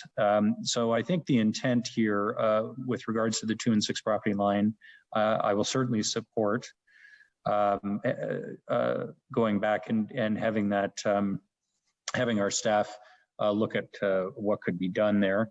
The front lot line, it's not clear to me what impact that would have on the proposal. I think the question, and it is again an unusual situation because the front lot line actually curves. We're right at the bend in the road. So this is the sort of thing where council is going to need the benefit of at least some drawings, if not some full-on renderings, to understand the impact. And as I understand it, this will probably impact the hotel piece. So I think, the word of caution we would have there is we're going to need to know what that does to the viability of the hotel design and concept in terms of the front lot line. But to be frank, in terms of concerns I've heard from the community, the setback from Lakeshore is a bit of an issue as well. I would say it's not as commonly expressed as concerns around the height and a few other things. But if we just imagine that trip up Lakeshore, I think the visual impact there is obviously one that is going to have a sort of permanent impact. The building step back, I guess, just before I call the question, I did want to ask the mover of the motion. The building step back is shown on the architectural drawings. Is the intention there that step back be enshrined into the bylaw? Is that why you've got that in there? Yes. Okay. Yeah. I mean, one of the difficulties with site-specific zoning bylaw amendments is the level of detail that you can include in a zoning bylaw amendment versus what comes at site plan. But since this motion is to take this back and consider it and then bring council back staff's results of doing that, I think I'll support that as well. So with that, I'll call the question on the amendment. All those in favor of the amendment, please indicate. Are any opposed to the amendment? None. That passes unanimously. Are there further comments, questions, or amendments? Councillor Riepma. Thank you, Mr. Mayor. Yes, we have one more amendment, and that's moved by myself, seconded by Councillor Kungle, that the amendment number 1 to motion 20-P-046 be amended by adding the following. Number 8, maximum height of 35 stories along Bradford Street. I'll be happy to talk to that. Okay, so we have another amendment. It is moved by Councillor Riepma and seconded by Councillor Kungle that amendment number 1 to the motion be amended by adding the following: maximum building height of 35 stories along Bradford. Councillor Riepma. Thank you, Mayor Lehman. We have heard a lot of discussion tonight about height. That's been in the public for the last few weeks. It was at the table at our last meeting. And the purpose of this amendment is to do exactly what we did with the previous amendment, is to send this to staff to have them have a good think about it. And the reason for that is that the whole question of character, and I don't mean the character of staff, I mean the character of the community. And I think Gary Bell put it to us very well with his pictures. And I think that I asked the question last week about the character, in that we have here a 26-story building that is being considered. There are 15 and 16-story buildings next to it. The HIP development is a couple of 20-story buildings. And so it seems to me that we need to have a good look at what is the character of this area and how does what is being proposed fit in there.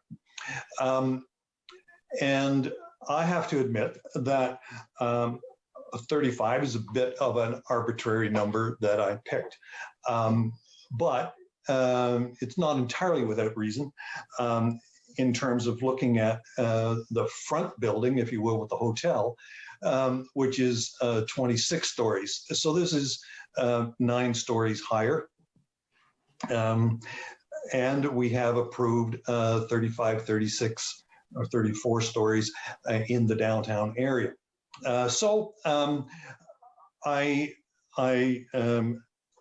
believe that we ought to have a good hard look at it from staff's perspective. I don't think that it is sufficient to say, well, you know, they asked for it, you know, so they get it. I think that it needs a lot more thought than that in terms of how it fits in. Now, I thought it was interesting. Ms. Bustard, representing the applicant, when she was asked about the height, she said, there's no magic answer. And I think I agree with that. I don't think there is a number that just jumps right out at you.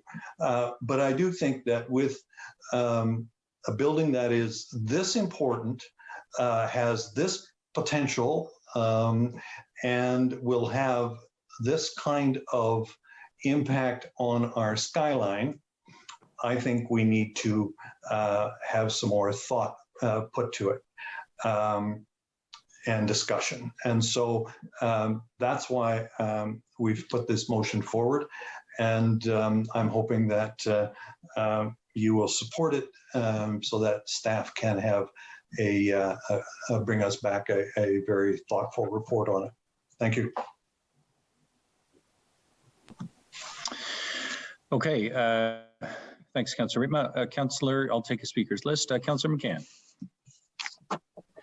Thank you, Mayor Lehman. Sorry, did I misunderstand Councillor Ritma? Is this a consideration, or are you asking to make it law that the highest development on Bradford will be 35 floors?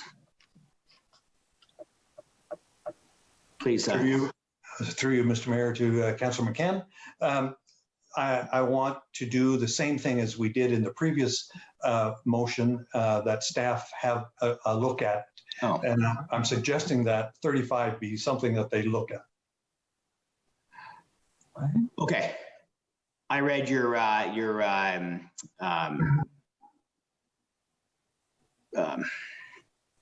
motion a little differently. Maybe I'll just ask the question anyways, though. But are you able to go to page 32, Councillor? No? Okay. I'm just, you know, if it's going to go back for consideration, I'll definitely be supportive of staff having a second look. I mean, I didn't really appreciate your comment about, that they're just doing it and staff haven't put a lot of effort and expertise into this. I mean, I think they've done an extensive job, and I understand we've had some really emotional deputations tonight. I understand we've got 100 plus residents that are against this, but I am just really curious looking at the rendering on page 32, Appendix C, the conceptual renderings, and I'm looking at the 4 buildings, and you're looking, to be clear here, if anybody at home was watching, you're looking at the second, sort of the middle building, right? Council Congoler Ritma, can you give me the thumbs up? Yes. And so you want to go from 46 stories down to 35 stories. And I am a visual guy, and I've got the visual here. I'm lacking on how that's going to make a difference on any of the residences. And if you could expand on that, would be appreciative. I am going to be supportive of this to get more information, because we've had so many emotional deputations and so much interest from the public. But my gut's saying that that's not going to make a lick of difference to the residents around that area. Thank you, Mayor Lehman.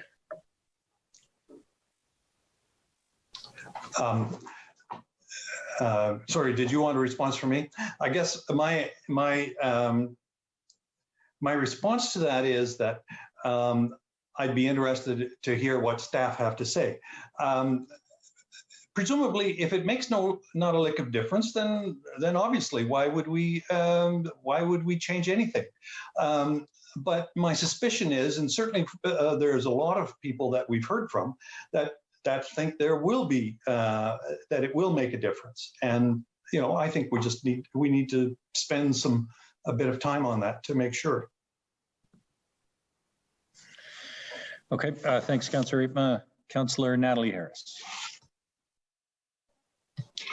Thank you, Mayor Lehman. To Councillor Riepma, or Councillor Kunkel, are you considering that with the reduction in height and the loss of units that would bring, that there would be an adjustment to the width of the building? Like, is there a replacement, or is it just that you are wanting it to stop at that height and that's that?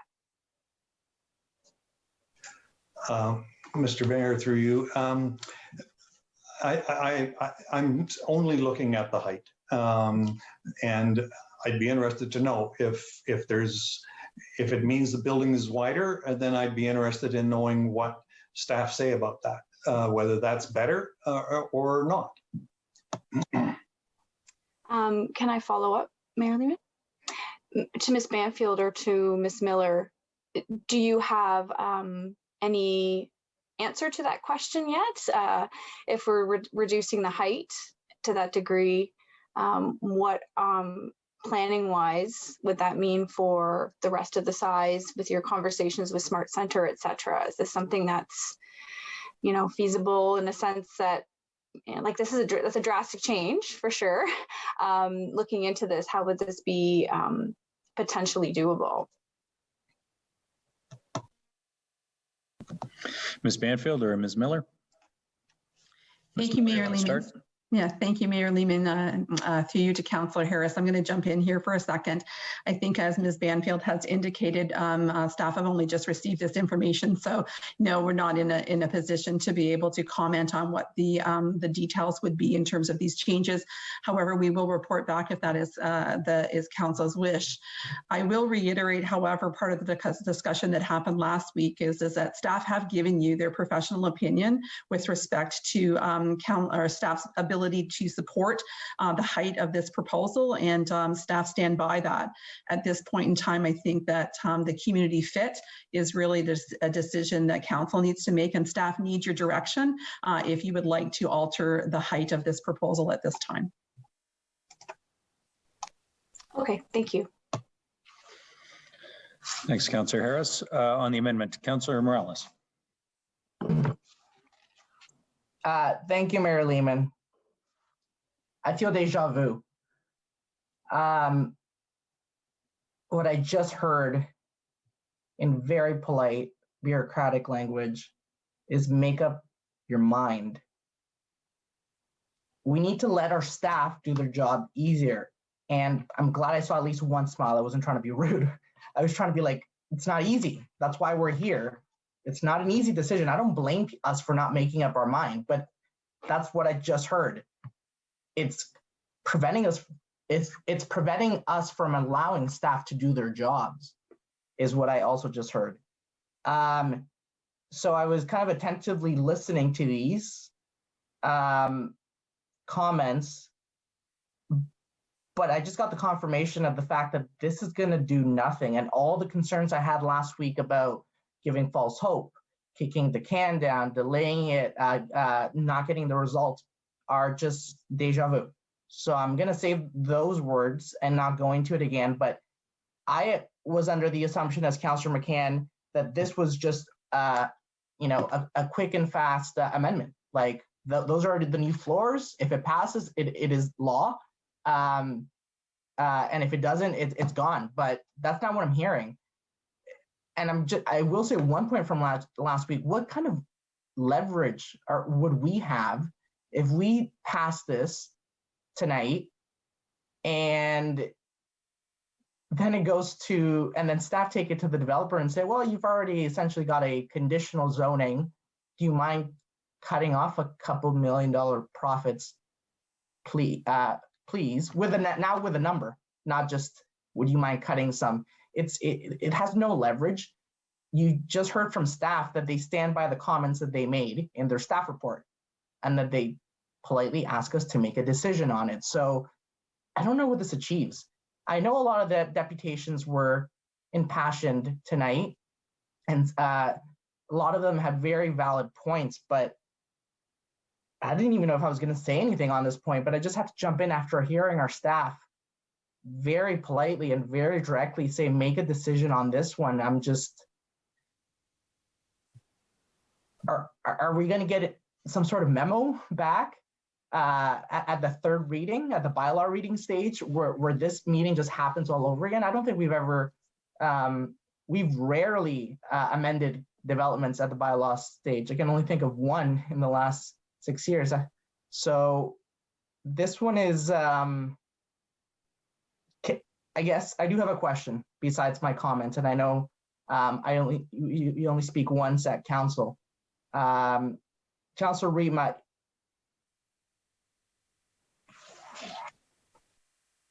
is your intent really just to essentially ask the developer nicely for 35 floors after we've already essentially granted conditional? Yes, I know there's appeal periods and there's the third reading, but let's essentially call it what it is.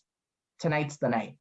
Are we really going to ask them nicely with zoning essentially conditionally approved to 35 with the intent of your amendment, or do you want to put more teeth to it? And if you don't, if the answer is you want to do it, that's fine.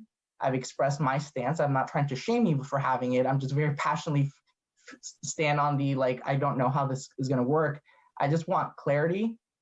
It's okay to change it if that's what you intend, but I know there's a lot of people watching here, and I feel like this is a deja vu of last week's meeting. And usually in politics, some people don't get what they want, but with this one, I feel like no one will walk away happy, or really.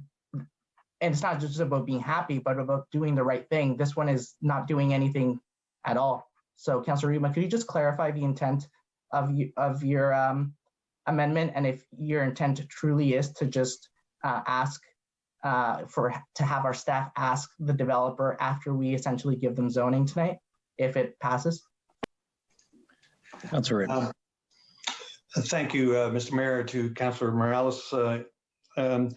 My intent is not that staff should go to the developer and ask for the developer's approval. The way we worded our previous motion, and this one is the same way, is that we go to staff and ask them for their advice. And yes, they've given us some advice already, but to go back and to have a really hard look at the whole concept of neighborhood fit. Does this fit into the skyline? And that's all I'm looking for. And if we get a report back or a memo back with the bylaw when it comes to council, we can agree with it or disagree with it, and then we make the final decision. Councilor Reed, but Ms. Miller just gave us a very clear and firm answer. Response? So I'm actually just going to jump in because there's, I think, a procedural question here that's important. And I think actually both of you are right. Staff have given us their opinion on the height. However, it's council's decision. And council may choose to say, no, we disagree with staff's opinion. We're the elected representatives in this community. We feel the height should be reduced. Or you may say, no, we agree with staff, it constitutes good planning, and we disagree with the concerns we've heard from the community. But it is council's decision. However, if I can suggest procedurally, I was supportive of the previous amendment in part because we were adjusting setbacks, which were, while I think very significant for the residents to the north. perhaps less of a substantial change to the approval than an 11-story reduction in the height, which I would suggest is a substantial amendment. I think there is some risk at council choosing an arbitrary number.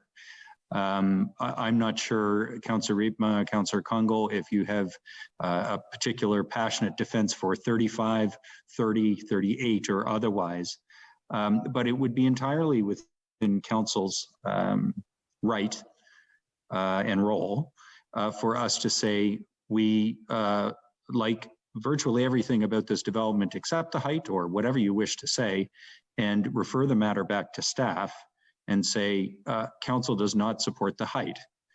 We wish you to discuss a reduced height with the applicant and bring this back to us. That is direction from council to our staff.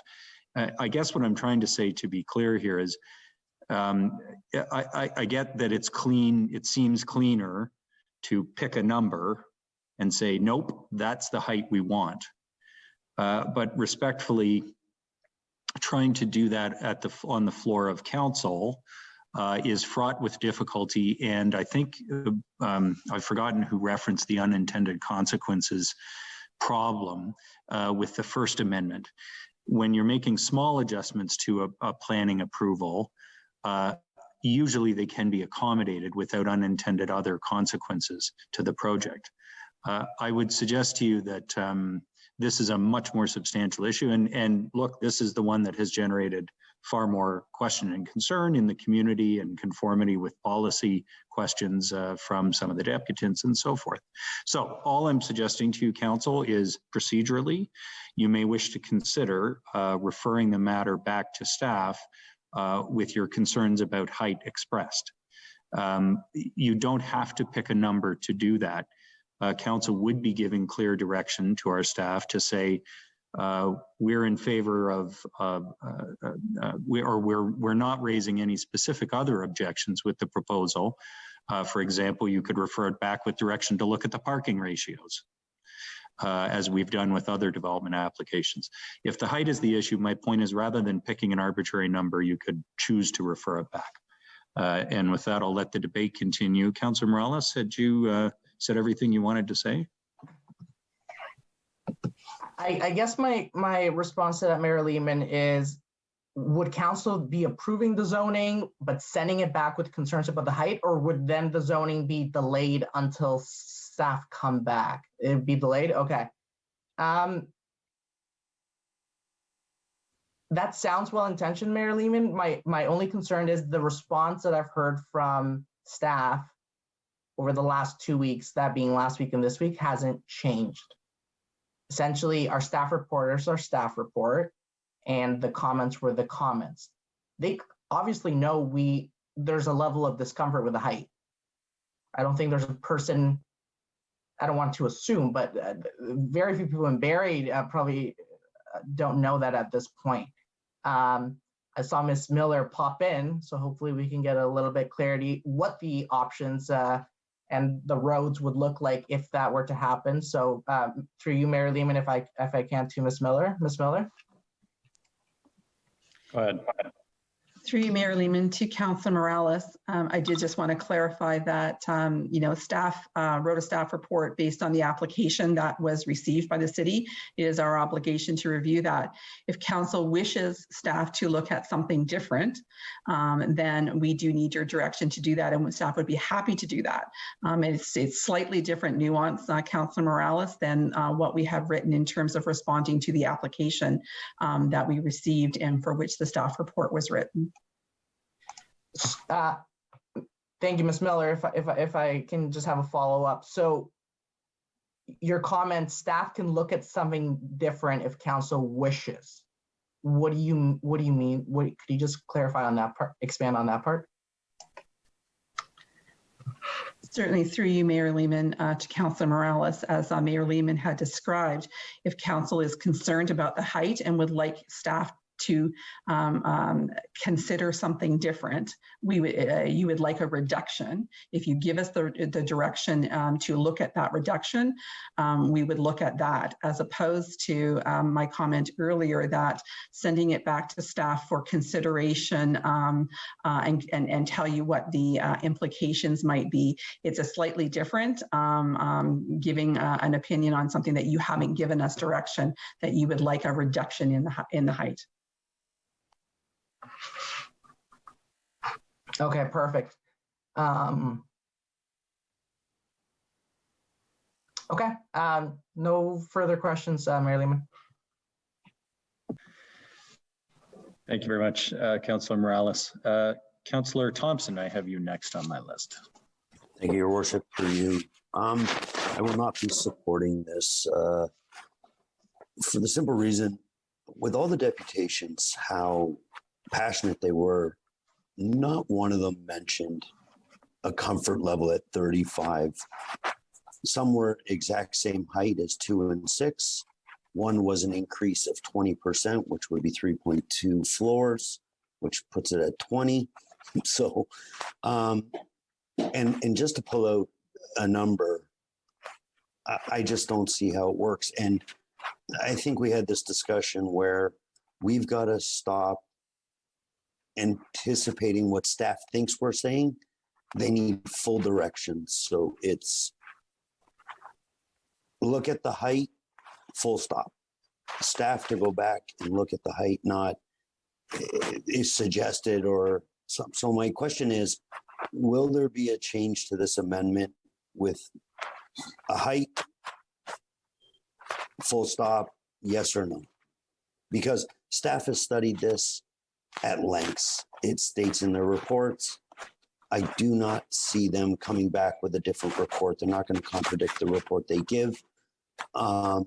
So I think this is a motion that council would have to put on the floor and give full direction, not wishy-washy, and hope that they understand what we're saying. So I do see nodding, so I think there is an amendment. So that was my question. Thanks, Councillor Thompson. I have Councillor Kungle next. Thank you, Your Worship. And I might ask you to let me know if, because I may have an amendment if it helps to get to the intention. But if that also uses my only time to speak, I might just include a bit of other commentary. I'd suggest speak to the amendment that's on the floor right now, and then if you wish to introduce a further amendment to the amendment, you can then speak to that. And it actually triggers another round for all of us to reset the clock. So go ahead and speak to what's on the floor, perhaps, Councillor Kungle, and then your intentions in terms of a further. Thank you. Yes, so I was, I hear you, and I do reflect heavily on, you know, last week's meetings and dialogue around more information and whatnot, and appreciate the comments, and do I'm very appreciative of Councillor Allen and the work done with Councillor Rietma about bringing that previous amendment forward. I think it's helpful and it gets to some of the pieces, but my intention too with this is to try and give some specificity to, you know, comments from last week about, well, be specific or bring a limit. And so my intention is really just to drive I haven't heard yet a concrete reason why we cannot reduce height in the light of all the commentary from the public, and fully respecting the great work of staff and what I'm hearing and seeing to be very strong collaboration with Smart Centers and those representatives. I have also not heard any elements when asking about height that a particular reduction would have any negative impact on the financial viability of the overall project. And so should it be something to be explored, my intention is to look at a height reduction. I do like the design elements to date that we're seeing around that. Should a height reduction also trigger an impact on the podium or need for podium or other design impacts, then I would be interested to see that. So should Councillor Rietma, whether or not you're open to an amendment, I have one, or a friendly that may reframe that may get to a more specific intention to refer staff back. I would be asking that the Smart Center's proposal is referred back with the direction to reduce the height along Bradford Street. Okay, so that amendment would be to refer the staff report back to staff in the planning department with a direction to pursue an amended application or changes to the application or approval to reduce the height. So if it is a motion to refer the matter back, it would be non-debatable. So my suggestion on the amendment would be just to hold off, Councillor Kungl, just for a minute to allow any others who wish to speak to what's on the floor. Procedurally, I think it's probably more appropriate than council trying to pick a number or suggest a number that only staff are going to look at and expect them to change their opinion. I think the unintended consequences issue is also one that, to be fair to the applicant, they should be given the opportunity to respond to council's concerns around the height by what other changes to the proposal they might wish to make as a consequence to achieve a better development. So if you're okay with that, the amendment that's on the floor is surrounding the height. If council's ready for it, you can simply move an amendment to the amendment that refers the whole thing back. Is there anyone else who wishes to speak to the matter while it's on the floor, the height matter? Because once the referral motion's on the floor, that's non-debatable. That's what I'm saying. Councillor Aylwin? Thank you, Mayor Lehman. Yeah, I definitely want to speak to this since it's such an important issue. And I have to admit, I want to be fully transparent. I've been really struggling with this particular issue. Sort of the push and pull between, I see the opinion of our staff, and I want to thank them for the report, and I'm totally not trying to question their work or anything. I see the value in what they're recommending. And I see the value of the height as proposed in terms of, more people living downtown, supporting our businesses and making a more vibrant downtown. But then I struggle with what I'm hearing from the community, and it's pretty widespread, the opposition to the height.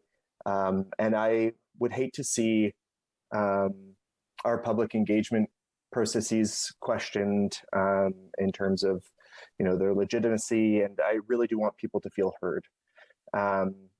So I've been struggling with that. And I think I'm comfortable with a referral back to staff to at least look at the issue. I think that's worth taking the time to try to get this right. We've said it many times, this is the most significant development in our history, and we need to get it right and make sure that we try to address resident concerns to the best of our ability. So I would support that referral to look at a reduced height for this development. Thank you. Okay, Councillor Jim Harris. Great, thank you, Mayor Lehman. Yeah, I too, I think that consideration of the height is important, and I do appreciate Councillor Thompson's comment about, where we were going with the first iteration of this. The amendment really wasn't going to get us anywhere. And also, I want to make a point. I want to make a comment that, just because Councillor Rietma and Kungl suggested 35 doesn't mean that number was any less significant or valid than the 46 that was submitted by Smart Centers. I think that's, and that's my opinion. And I don't know if there's any comment from staff. Ms. Miller made a very important point, I think, is when she said, they have to adjudicate that which comes before them. And so, in the report, it doesn't say this is the absolute best number that ever could be put forward on this particular proposal on this site.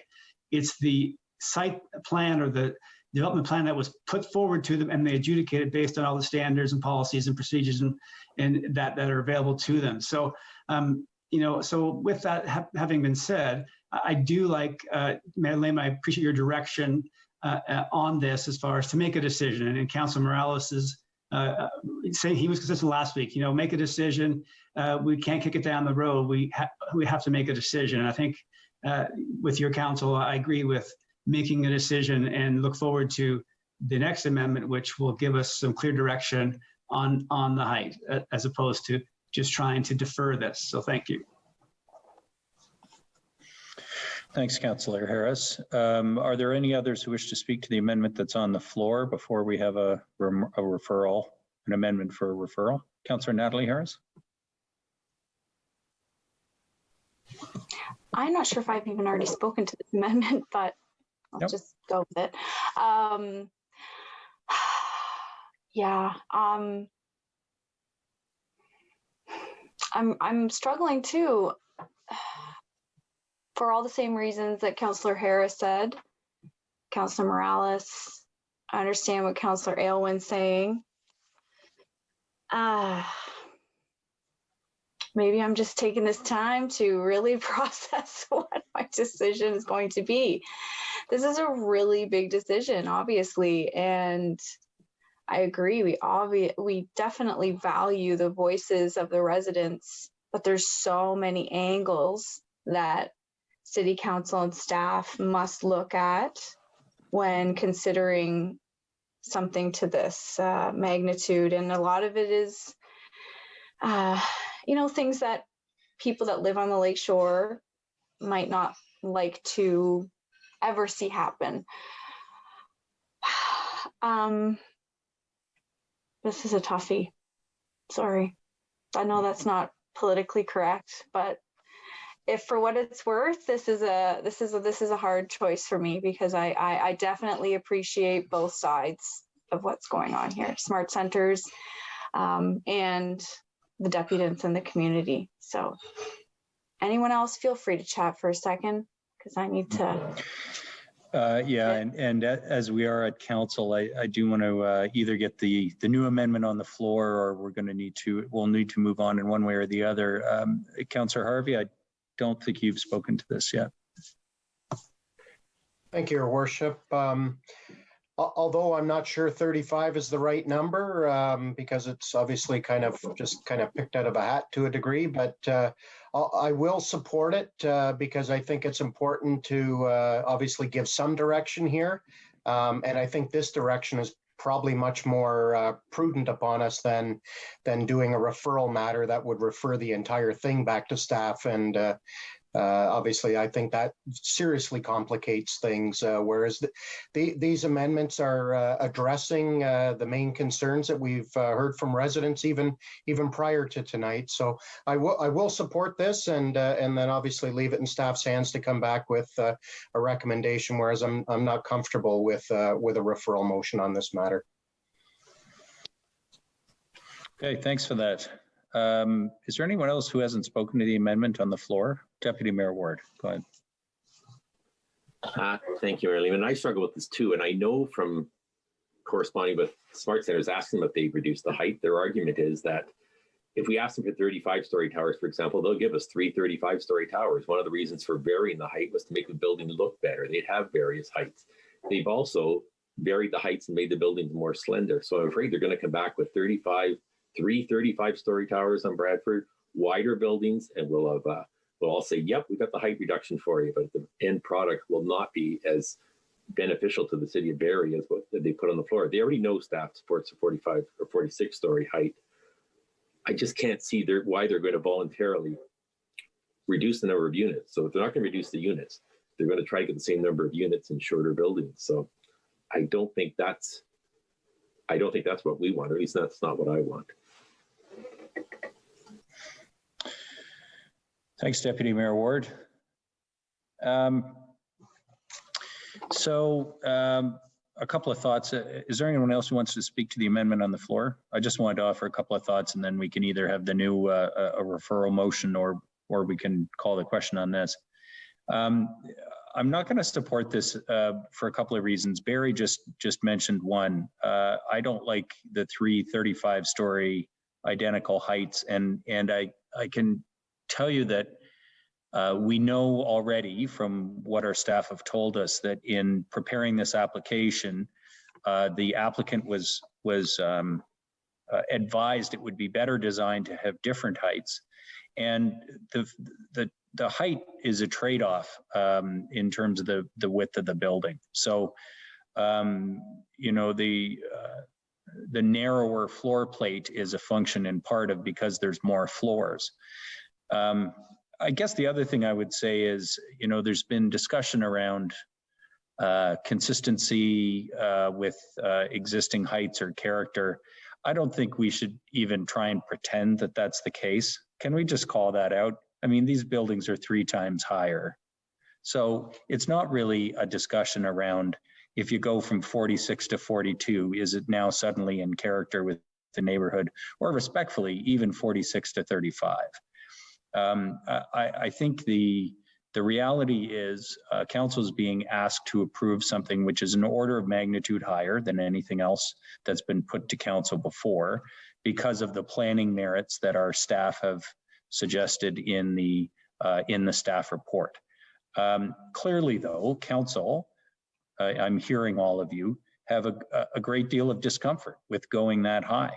And the implications of it in terms of shadowing the waterfront and so forth. So I think the best course of action at this point is to, as I said previously, this is my opinion on what we should be doing right now. I wouldn't kick the can down the road to the bylaw stage for something this fundamental and important. I'd provide the direction tonight. It is entirely legitimate for council, and I think clear direction for council to say we're not comfortable with the height. Staff, go back and talk to the applicant. I would rather you do that. I would suggest that would be a better course of action than picking a number and then seeing what the applicant might do in terms of a fixed height of 35 stories. I will share honestly, I've listened to your comments, council, and I think a number of you have made very, very good points that, you know, when you talk about the length of the shadows over the marina or the impact on view sheds, the difference between 35 and 46 probably isn't much because all the impact is done by probably a 25-story building, let alone a 46-story building. However, we are talking about something that is being proposed that is 3 times the height of the current bylaw. So my suggestion to you in terms of the best approach, because I can hear us struggling with the right way to proceed, we want to encourage something that is going to have such a positive impact on our downtown as bringing a high-end development that includes a hotel and includes many, many more residents. I've been saying for years that safe streets are busy streets, and the more people that are on our streets in the downtown, the safer they will feel. I mean, for all these reasons, we are trying to encourage development in the west end of our downtown. However, if what I'm hearing from you is this is the issue that is particularly of concern, I think the setback issues were dealt with in part through the amendment earlier. That was good work. This one, though, requires more of a discussion back with the applicant, but our direction to staff should be clear, that we don't agree with their opinion on the height, if that's your view. And that direction, plus or minus, yes, or at least yes or no, should be given tonight. And I think you can give that in the form of saying, no, we're going to send this back and ask for the application to be revised to lower the height. And that would be the suggestion I would have in terms of the referral motion, if that is the way you wish to proceed at this point. So is there a further amendment to refer the matter back, or do you wish to proceed to a vote on this version? I'll leave that to the movers. Well, any member of council can move a further amendment. Councillor Allen. Thank you, Mayor Lehman. I'll move a referral motion to refer this matter back to staff with the direction that they look at a reduced height for the proposal. Okay. Is that sufficient in terms of direction? I would suggest it is. I mean, you're accepting that, yes, I would suggest it is, but we could go to Ms. Miller.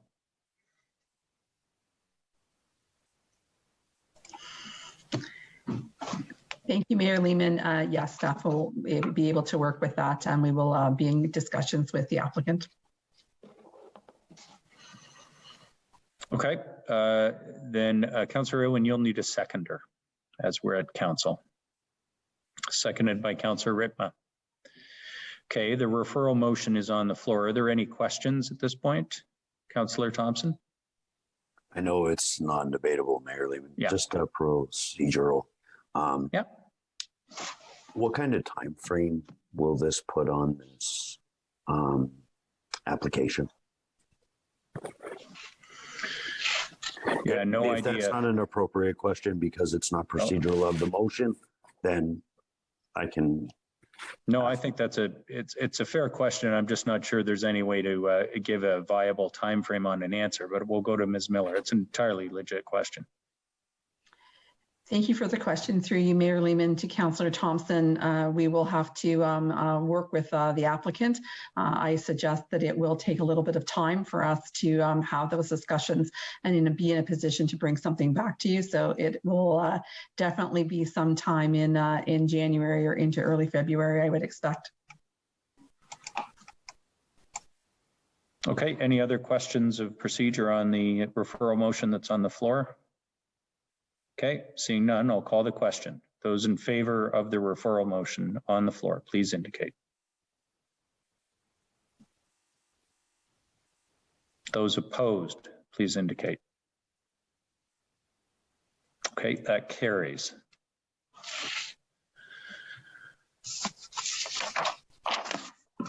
Okay, sorry, go ahead, Madam Clerk. Mayor Lehman, could we have the motion or the amendment that Councillor Ritma put on the floor withdrawn, because this kind of superseded it? Yeah, I was assuming with the referral back, that just comes off the table, but sorry, you're looking for a vote on it, or, oh, sorry, Councillor Ritma, are you willing to withdraw it? Yes, I was unmuting myself as the clerk was speaking, because you're right, it doesn't make any, there's no necessity for it. Okay. Thank you very much. Thank you, members of council, for the discussion.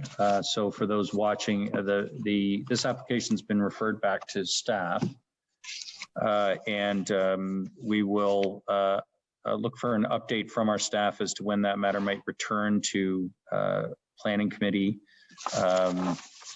Once there's been some discussion, I assume, of the direction from tonight. Okay, General Committee report from November 30th, Deputy Mayor Ward. Moved by myself, seconded by Councillor Thompson, that Section A of the General Committee report dated November 30th, 2020 be received. Thank you. It is moved by Deputy Mayor Ward. Sorry, just get the motion form here myself. Moved by Deputy Mayor Ward, seconded by Councillor Thompson, that Section A of the General Committee report dated November 30th, 2020 be received. It's to receive the report of the Finance and Corporate Services Committee from November 17th. The consent items, this did go on consent. Comments or questions? Seeing none, those in favor of Section A, please indicate. Those opposed, that carries. Section B, please. Moved by myself, seconded by Councillor Thompson, that Section B of the General Committee report dated November 30th, 2020 be adopted. Thank you. It's moved by Deputy Mayor Ward, seconded by Councillor Thompson, that Section B of the General Committee report dated November 30th, 2020 be adopted. These are the consent items from General Committee last week. Comments or questions? Seeing none, those in favor, please indicate. Or any opposed? None. That carries.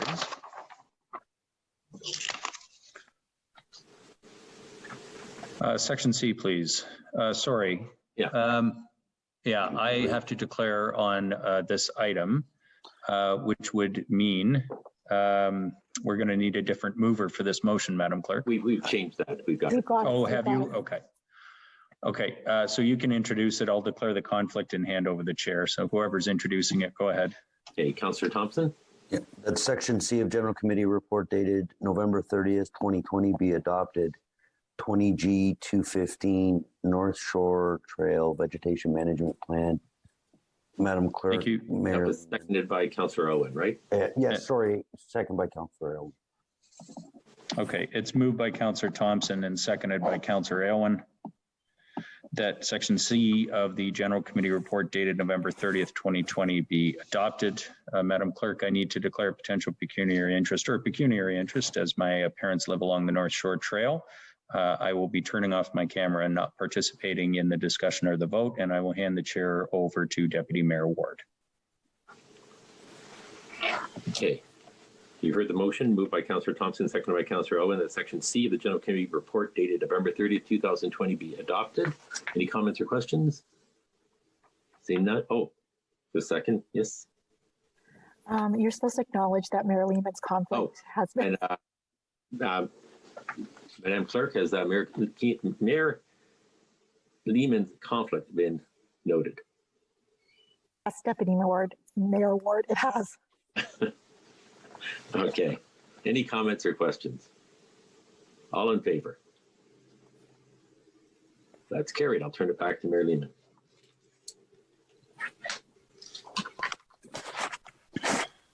Thank you very much, Deputy Mayor Ward. Section D, please. Moved by myself, seconded by Councillor Thompson, that section D of the General Committee report dated November 30th, 2020 be received. Thank you. It's moved by Deputy Mayor Ward, seconded by Councillor Thompson, that section D of the General Committee report dated November 30th, 2020 be received. It's to receive the presentation from the Enforcement Services Branch regarding the staffing and growth review. Comments or questions? It's to receive section D. Seeing none, I'll call the question. Those in favor, please indicate. Are any opposed? None. That carries. Section E, please.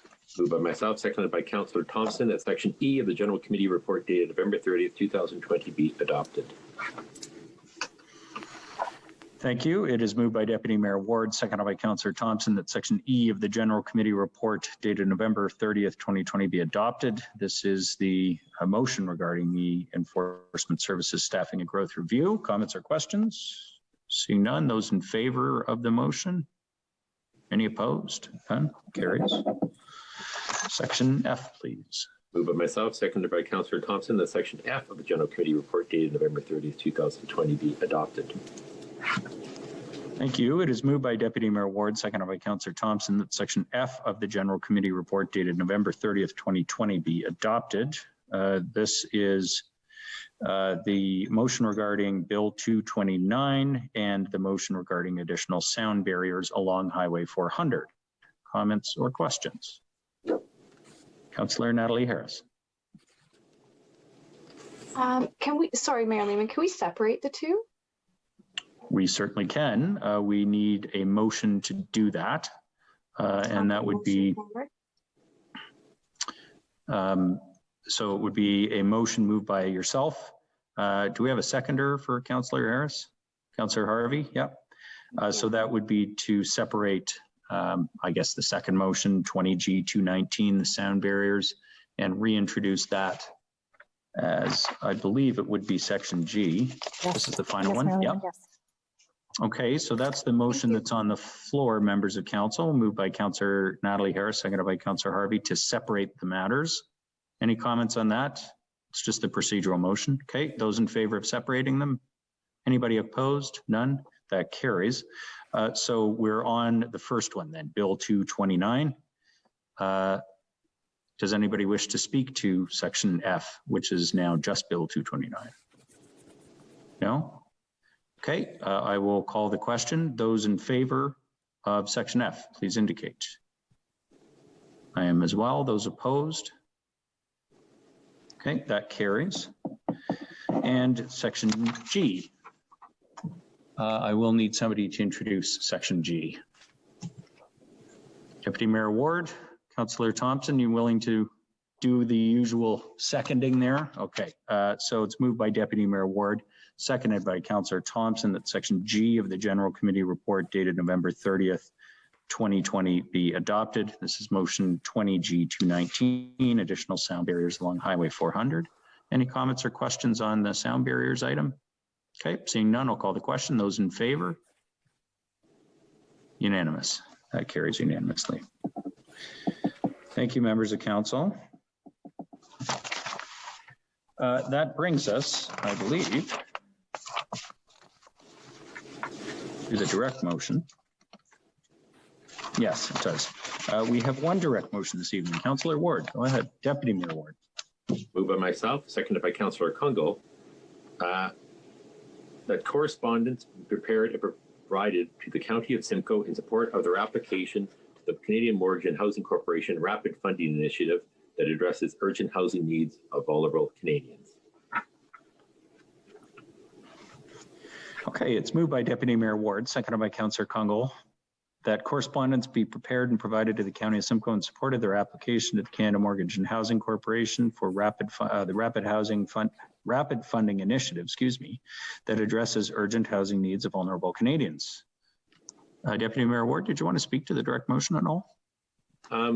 The county, as our housing provider and social services provider, has an opportunity to tap into potentially millions of dollars to help the most vulnerable in our community. One of the requirements, first of all, it's you have to have the application in by the end of the year, and one of the requirements is that there be a motion of support from the host municipality. So that's why that's here. This is here. Okay, thanks for that. Anyone else wish to speak to this direct motion? Okay, seeing none, I'll call the question. Those in favor of the direct motion, please indicate. None opposed, that carries unanimously. Thank you for that. That completes the direct motions. It brings us to inquiries. Deputy Mayor Ward, do you have any inquiries of staff? I have none. Any inquiries from other members of council? Seeing none. Announcements. Deputy Mayor Ward, do you have any announcements? I have none. Okay, members of council, I see Councillor Congo and Councillor Aylwin. Go ahead, Councillor Congo. Thank you, Your Worship. For my announcement, I just wanted to highlight that and thank staff for flying the flags at half-mast on Sunday, December 6th in recognition of the 31st anniversary of the mass shooting of L'École Polytechnique in Montreal, where 14 innocent women were lost their lives. December 6th was the National Day of Remembrance and Action on Violence Against Women, and wanted to make a note that although due to COVID, usually individuals would make note that there would typically be a vigil to participate in the rotunda and in the community. And so for anyone that did miss that opportunity, I wanted to identify that the Women's Children Shelter did hold a vigil.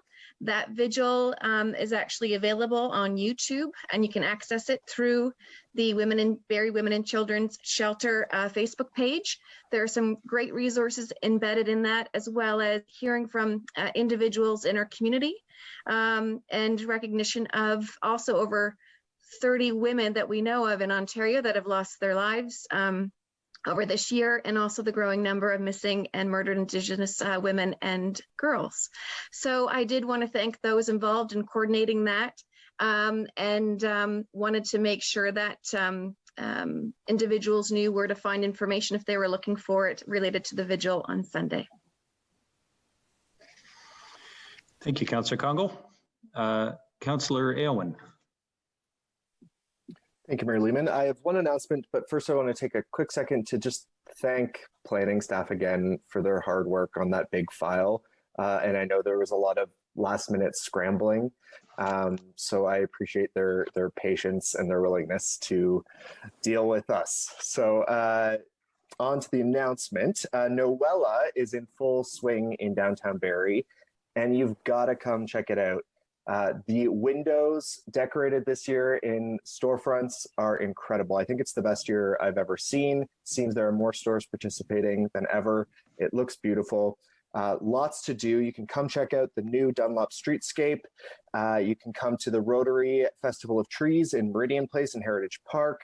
There's the Noella Tree and Wreath Lot in support of Hospice Simcoe, and of course, Holly Days. And you can learn more about all of these things at noella.downtownbarrie.ca and by following Downtown Barrie at Downtown Barrie on social media. Thanks. Thanks, Councillor Owen. Any other announcements, members of council? Okay, seeing none. I'll pick up where you left off, Councillor Owen, and I don't know if did you mention the parking? No. Okay, so if you want to come to Noella, there's even free parking. Shop downtown Barrie this holiday season and enjoy free parking on street and at the Chase McEachern parking lot. That's the one adjacent to Meridian Square for the first 2 hours throughout the month of December. Visit downtownbarrie.ca to find out more, of course, about our Downtown Barrie stores, restaurants, and services. After 5 p.m., parking is available for free on street and in downtown municipal lots, and of course remains free on weekends. Now, on-street parking restrictions did go into effect, the overnight parking restrictions. Councillor Thompson, got to move that truck. As of midnight, the parking restriction is in effect, went into effect late last week because we have to start snow plowing. So from midnight till 7 a.m., except downtown where parking is restricted between 3 a.m. and 6 a.m. And of course, as the city gets ready for winter, Snow Angels Canada is in effect. We can't push this out enough. Please help us, anybody watching, get the word out about Snow Angels. If you know anyone in your neighborhood or in your network or online that needs help clearing the end of their driveway, Snow Angels connects volunteers who can help people who need assistance in doing that with shoveling snow. And that's the website is snowangelscanada.ca. We are accepting nominations for the 2020 Mayor's Innovation Awards. We have already received 40 nominations, and thank you so much to Barrie's business community. Last year, though, we had, I believe, almost 80, so keep them coming. There's still a few more weeks to go. We always get a lot right before the deadline, but please nominate an individual, a business, a community group that should be recognized for their innovation and their pivot in this difficult year of COVID-19. Investbarrie.ca/innovation awards is the website. It is budget time very shortly. We will be getting our Christmas present, which is our budget binder, next week, members of council. For members of the public, the budget allocator tool, which is on our website, we've already received hundreds and hundreds of responses, but there's still time for you to give yours. If you haven't yet, it is open until December 18th at buildingbarrie.ca, and we will continue to push out that link so that you can help us with budgeting decisions. The public review and comment period, this seems appropriate tonight, for the draft of Barrie's new official plan and the city-wide urban design guidelines. That comment period is open until December 22nd, and that is also at buildingbarrie.ca. Beginning today, the City of Barrie will be offering virtual live stream fitness classes to existing Rec Pass users as part of a pilot program. The first 2 weeks, virtual classes will be open to current Rec Pass members only, and then beginning on December 21st, virtual classes will be open to all Rec users with an online account. You must pre-book. That is at barrie.ca/rec updates. So there you go. Even fitness can be delivered online as we're learning. Our services are all shifting online in response to the pandemic, and that is the newest. The City of Barrie is also offering unique ways for residents to help enjoy the holiday season. As of December 14th, we'll be selling the Winter Fun in a Bag. Yes, it's called Fun in a Bag. It contains a number of items to create special memories at home over the holidays and to ring in the new year. Bags are $10 each. They're available with curbside pickup at rec centers. For further information or purchase a bag, please visit play.barrie.ca. Lots of content there for $10. December 18th to January 3rd, the city will be offering free swims and indoor skating during select dates and times at rec centers. Now, of course, depending on the level of COVID restrictions, there will be different limits and procedures that may be in place. So please, regardless of what level we're at in COVID restrictions, you have to register online for this. Again, play.barrie.ca. But those free swims and skates, the numbers may be affected by the COVID restrictions. So make sure you sign up. Don't just show up. In lieu of the traditional downtown countdown on December 31st and following the advice of the health unit, unfortunately, though, we are not able to have our traditional downtown countdown, the New Year's Eve concert. However, we will be hosting a virtual New Year's Eve family hour beginning at 7 p.m. featuring the ever popular Splash and Boots. Stay tuned to the city's social media channels for more information on that. The show will be 7 p.m. on December 31st. Believe it or not, I still have another almost page of announcements, but I think I'm going to leave it there. The only other thing I do want to mention is we are currently in the orange level of the COVID framework. Our numbers are trending towards red. It is so critical everywhere in this province, but especially if we want to stay out of tighter restrictions, for us to continue to support the health unit and the COVID public health restrictions. Okay, with that, the bylaws. Deputy Mayor Ward. Moved by myself, seconded by Councillor Thompson, that leave be granted to introduce the following bills, and these bills be read a first, second, and third time this day, and finally passed. Bills 114, 115, 116, 117, and 118. Okay, it is moved by Deputy Mayor Ward, seconded by Councillor Thompson. Can you hear me okay, everyone? Yep. Yeah, okay. That leave be granted to introduce the following bills, and these bills be read a first, second, and third time this day and finally passed. Bill 114, 115, 116, 117, and 118. Deputy Mayor Ward, thank you. Any comments or questions on the bylaws? Okay, seeing none, those in favor of the bylaws, please indicate. Or any opposed? None, that carries. Bill 119, please, Deputy Mayor Ward. Those bylaws, two of them dealt with Brown Bear Street. I love that name. I'd love to live on Brown Bear Street. Moved by myself, seconded by Councillor Thompson, that leave be granted to introduce the following bill, and this bill be read a first, second, and third time this day and finally passed. Bill 119. Moved by Deputy Mayor Ward, seconded by Councillor Thompson, that leave be granted to introduce the following bill, and this bill be read a first, second, and third time this day and finally passed. Bill 119, the confirmation bylaw. Comments or questions? Seeing none, those in favor? Any opposed? None. That carries.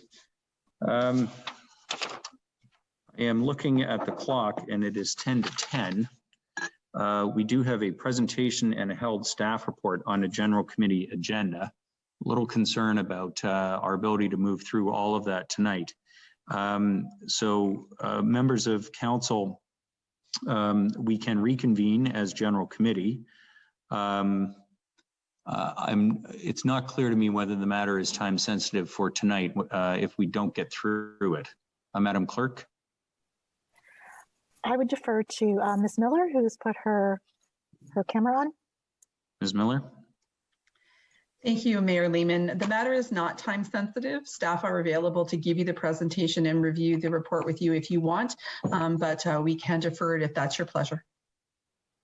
Okay, what's your pleasure, members of council? We can attempt to deal with this in the hour we have remaining to us, or we can reschedule it. Deputy Mayor Ward?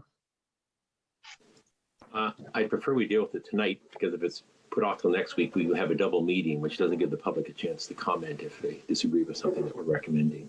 Okay, I'm seeing nods around the table. It's fine with me.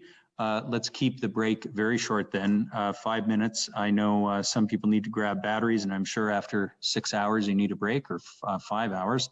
So, but let's keep it to 5. Please log back on at 9:55. Sorry, Ms. Cook, can we stay on this link? Yes, we can. And I just wanted to remind you to adjourn the council meeting. Oh, I will adjourn the meeting, so it's a 5-minute break. Please tune back in at 9:55 and we will recommence general committee. Stay on this link and city council is adjourned. Move on a second.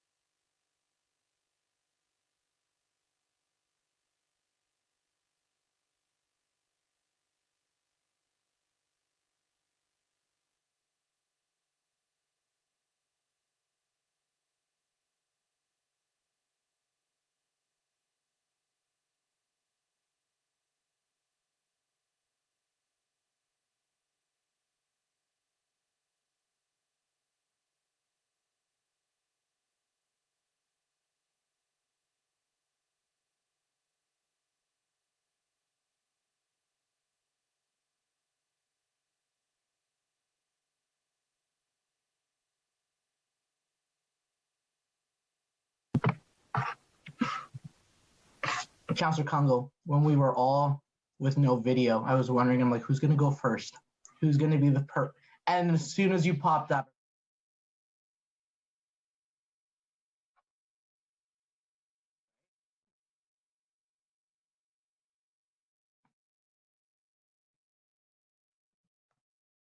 also, Councillor Congo, as we wait, did you know that if you tell kids now, can you call somebody for me? They don't do this anymore. They do this. So what you just did, they might not understand. Anyways, we're done with commentary because we're all back. All right, and we are back. So, were you talking about me? I'll stop as soon as I showed up. I got big shoulders, don't worry. Like Beetlejuice, you call his name 3 times. See, I just dated myself completely. Okay, with that, I will bring General Committee back to order. We are in open session, of course, in our third presentation this evening. Sorry, Madam Clerk. We need to properly adjourn the council meeting, and members of yes, and then read your blurb about coming out of closed session. Indeed. So, members of council, in my hurry to get my charger, I needed a mover and seconder to adjourn council. Technically, we're still in it. Councillor Jim Harris, seconded by Councillor Harvey. City Council is adjourned. And now we're welcome back to open session of a general committee. Before we proceed with the presentation, I should note from the earlier closed session that no votes were taken in the closed session of council. We received the 2 presentations. Okay, the open matter to know, or the third presentation tonight in open session, of course, is concerning the Fisher Auditorium project, WA Fisher Auditorium and Event Center. Ms. Schlichter, welcome to General Committee. Thank you for bearing with us, and the floor is yours. Thank you. I'm just sharing my screen here.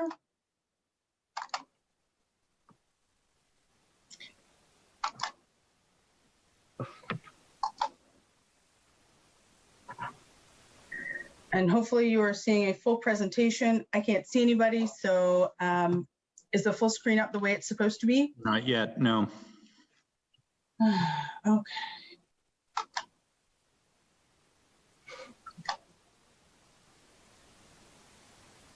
Better? Nope. Okay. Are you seeing the slideshow? It's possible you may have to do this presentation through interpretive dance. Oh, no, there we go. It is a performing arts facility.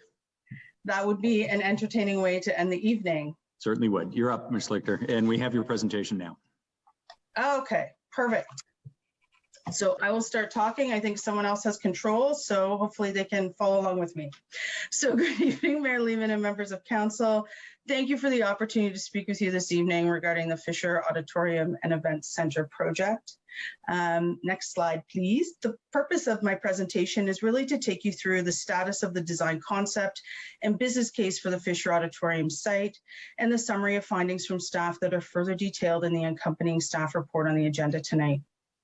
The staff report itself provides an overall recommendation that the project should be placed on hold for a 12-month period. The report also provides an outline of considerations and next steps for council for both proceeding with the project or exiting from the project.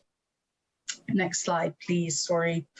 The key finding and the most primary finding is that the current vision for a state-of-the-art theater and conference center cannot be delivered within the current scope and capital budget allocated for the project. There are options and considerations to be made that really begin with the whys of the project. And if we could go to the next slide, we'll talk about why a theater. The vision for a downtown theater and performing arts center is longstanding and was bolstered further by the 2006 adoption of the city's cultural plan. The city currently relies on the lease of the Georgian Theater to support large audience performances, which is not sustainable over the long term. With the closure of Barrie Central Collegiate, it was identified that the WA Fisher would serve as a strategic gateway to the downtown and the western anchor of the creative corridor that would be anchored at the eastern end by the McLaren Arts Center. As for the event center portion, if we could go to the next slide, a vision for an events conference center has also existed for many years, with the purpose of driving economic spin-off and spend through corporate tourism to the local economy concentrated in the downtown. As presented to you a few short weeks ago, the recent completion of the Tourism Master Plan identified Barrie as having market potential for a conference and meeting space in the small to mid-size scale. An adjacent or nearby hotel was determined as a critical key success factor for the utilization. Next slide, please. In developing the potential of the WA Fisher site to meet market demand, studies were undertaken as well as preliminary design concepts, which began in 2017. Next slide, please. In November of 2019, with the corporate reorganization, the project transitioned to economic and creative development with the support of Recreation and Culture, who oversee the existing theater venues. At that time, Hariri Pontarini Architects had already been contracted to further the design concept for the space, and the Tourism Master Plan was well underway. In order for staff to continue with the business case, it undertook a preliminary capital project fundraising study and completed a preliminary feasibility study for both the conference and event center and a business case review for the theaters. Next slide, please. The key findings of that work identified that a performing arts center is needed to develop the arts and culture center, as well as contribute to tourism development. Benchmarked with other Ontario theatres, the city needs to contemplate annual operational costs of $750,000 estimated annually, with touring shows representing the largest revenue source of that operation. Given the city's overall responsibility for the facility and its ultimate operational fiscal responsibility, the city is best served by operating the facility itself in the beginning and potentially building to a third-party board operation into the future. And should the city decide to proceed with a theater project, having the expertise of a theater manager recruited early in the process will contribute significantly to its success. Their knowledge will inform space utilization, marketability, and provide the necessary programming ramp up needed for a launch date. Next slide, please. To deliver on this theater-only option, the current architectural design has a base capital cost of $30 million in addition to the annual operational costs. Most significantly, the consultants identified that utilizing the current W.A. Fisher building structure in its current form does not effectively maximize the relationship between spaces, which can overall hinder the utility and attractiveness of the space and challenge the utilization over its operational lifespan. Should council choose to pursue development on the site, serious consideration should be given to eliminating the requirement to utilize the existing foundation and building in its current form and seek out the opportunity for more effective design methods that will honor the history of the W.A. Fisher Auditorium site. Next slide, please. From the conference and event space, the key findings from the initial design concept by LET truly contemplated the addition of an event space, but not a true conference space. Based on the market analysis through the tourism master plan work, it was identified that the key conference target market would be small to mid-size delegates at 300 to 400. Critical to conference space is breakout space, banquet space, and crush space. And most importantly, the market analysis determined that a conference venture is also not profit-seeking nor a break-even venture and would require additional annual operational dollars estimated at approximately $300,000 per year. In order for the W.A. Fisher site to deliver on both a conference and a theater, significant additional square footage is required and is currently conceptually proposed as being the conference space being stacked over top of the theater. This additional square footage will require a base capital investment of $53 million. Next slide, please. We identified early in the process that a hotel is critical to the success of a conference space, and there is currently inadequate space on the W.A. Fisher site to support a hotel development, which means we'll need to rely on private development in the area to supply nearby hotel product of at least a 3-star caliber. Next slide, please. We also looked at the fundraising element, and through that initial fundraising assessment, the preliminary feasibility study provided that the industry standard for this type of project could fundraise approximately 10% of the total capital cost. Economic conditions and competing campaigns will impact this estimate. The other key consideration is building naming rights, as they represent the largest portion of fundraising potential. And as such, how and where we utilize the W.A. Fisher name and how it is retained as part of the legacy of the site will need to be considered as part of the overall fundraising program. Further, we will need to complete a full fundraising feasibility study once the design is complete. That will allow us to determine the assets, valuation, targeted donors for a full fundraising campaign. And of course, the continuous pursuit of federal and provincial opportunities should remain a priority should the project continue. Next slide, please. From a market condition perspective, the impacts of COVID-19 must be considered. Both markets, the live performance industry and the meeting conference industry, have been severely impacted, and we know they will likely be the last to return to a pre-pandemic state. The when and the how and the impacts of consumer attitudes and behaviors on this market are not yet known and should be considered as future opportunities to improve design and functionality of a future development post-pandemic. Further, the business cases developed will need to be revalidated as part of that recovery process. Next slide, please. Staff have been directed to pursue potential partnership options with smart centers to support the conference business. As you read in your memo earlier today, and as discussed, we have met with them, and their current model for the site is not inclusive of a true conference center and is not likely to be in the future. However, their hotel development advances a long strategic vision for the downtown, and they have indicated that they are fully prepared to work with the city to review the market need for meeting space and the configuration of what they have in their existing plans as part of finalizing their floor plans and programming. Next slide, please. All of this leads to a set of options and considerations for the project that are further detailed in the staff report on the agenda tonight. Specifically, holding on the project for 12 months to allow market conditions to improve to a status that a full business case can be assessed. And if a hold is approved, there will not be an active pursuit of the file.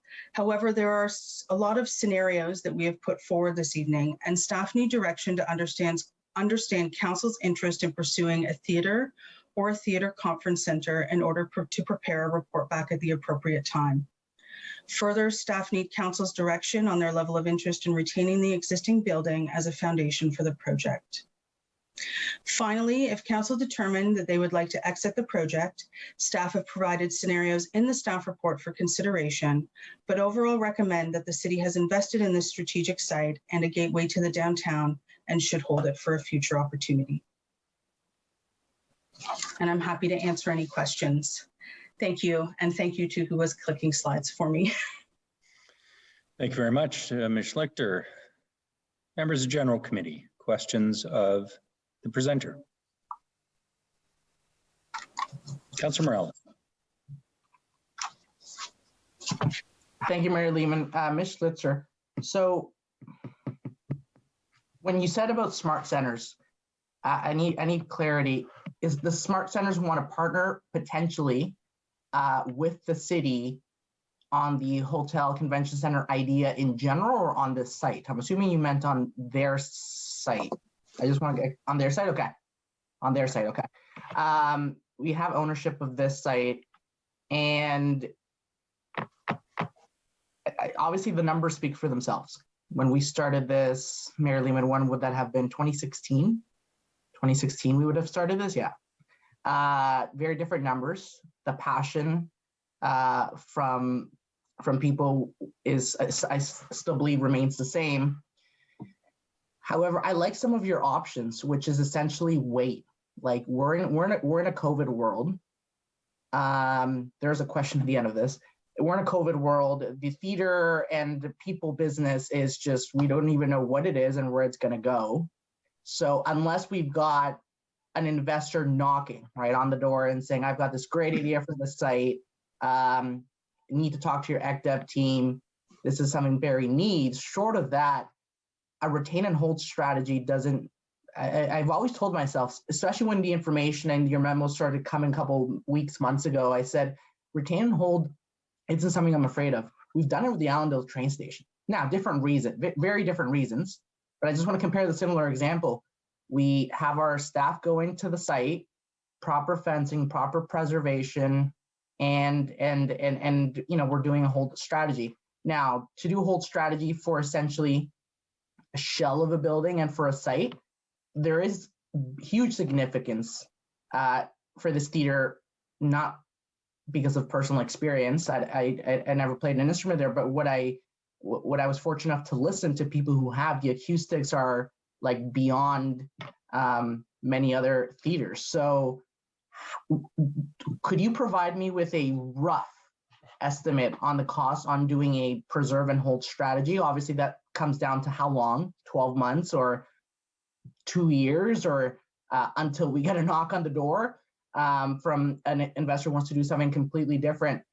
And the reason is a couple things. COVID, we don't know how long it's going to last and how it's going to reshape the industry. Number two, again, if there's no rush, short of an investor knocking on the door for something else, again, I'm pursuing no rush. And number three, the climate of this downtown area is going to change so much between HIP, YMCA, smart centers, Silverberg building and a couple of other projects there, that it's not viable now.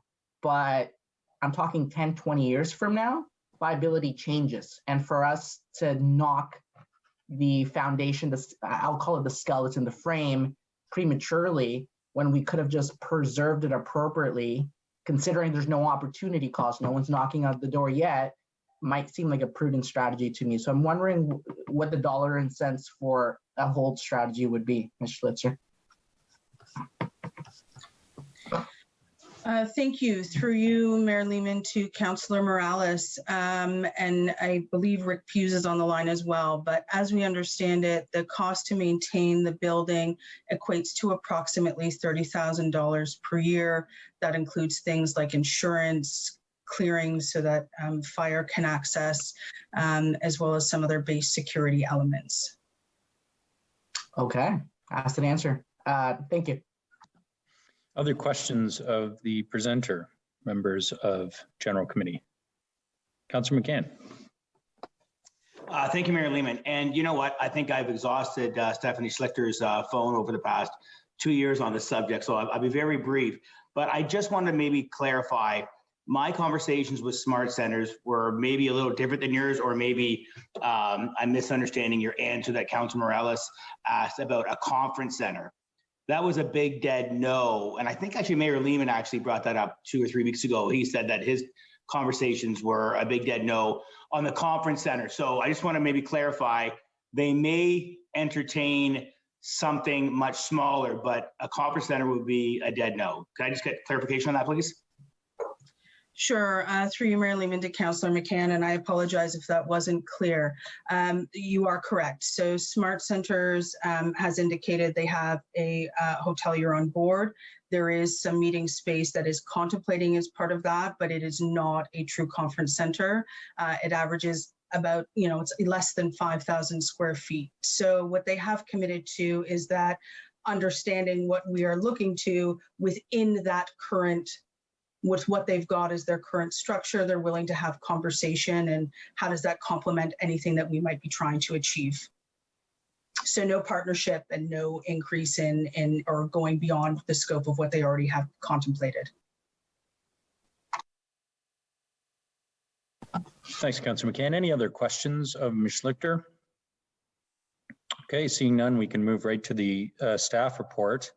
Appreciate the presentation, Ms. Schlichter. And certainly things have changed an awful lot. This is landing in the middle of COVID, but things have also changed, to be frank, over the last 3 or 4 years too. So the staff report reflects that, and I believe it was Deputy Mayor Ward who held it, so I will hand it over to you. I will put it on the floor. I do have some questions. I decided to wait till now for my questions. Figuring I was going to be first off the bat.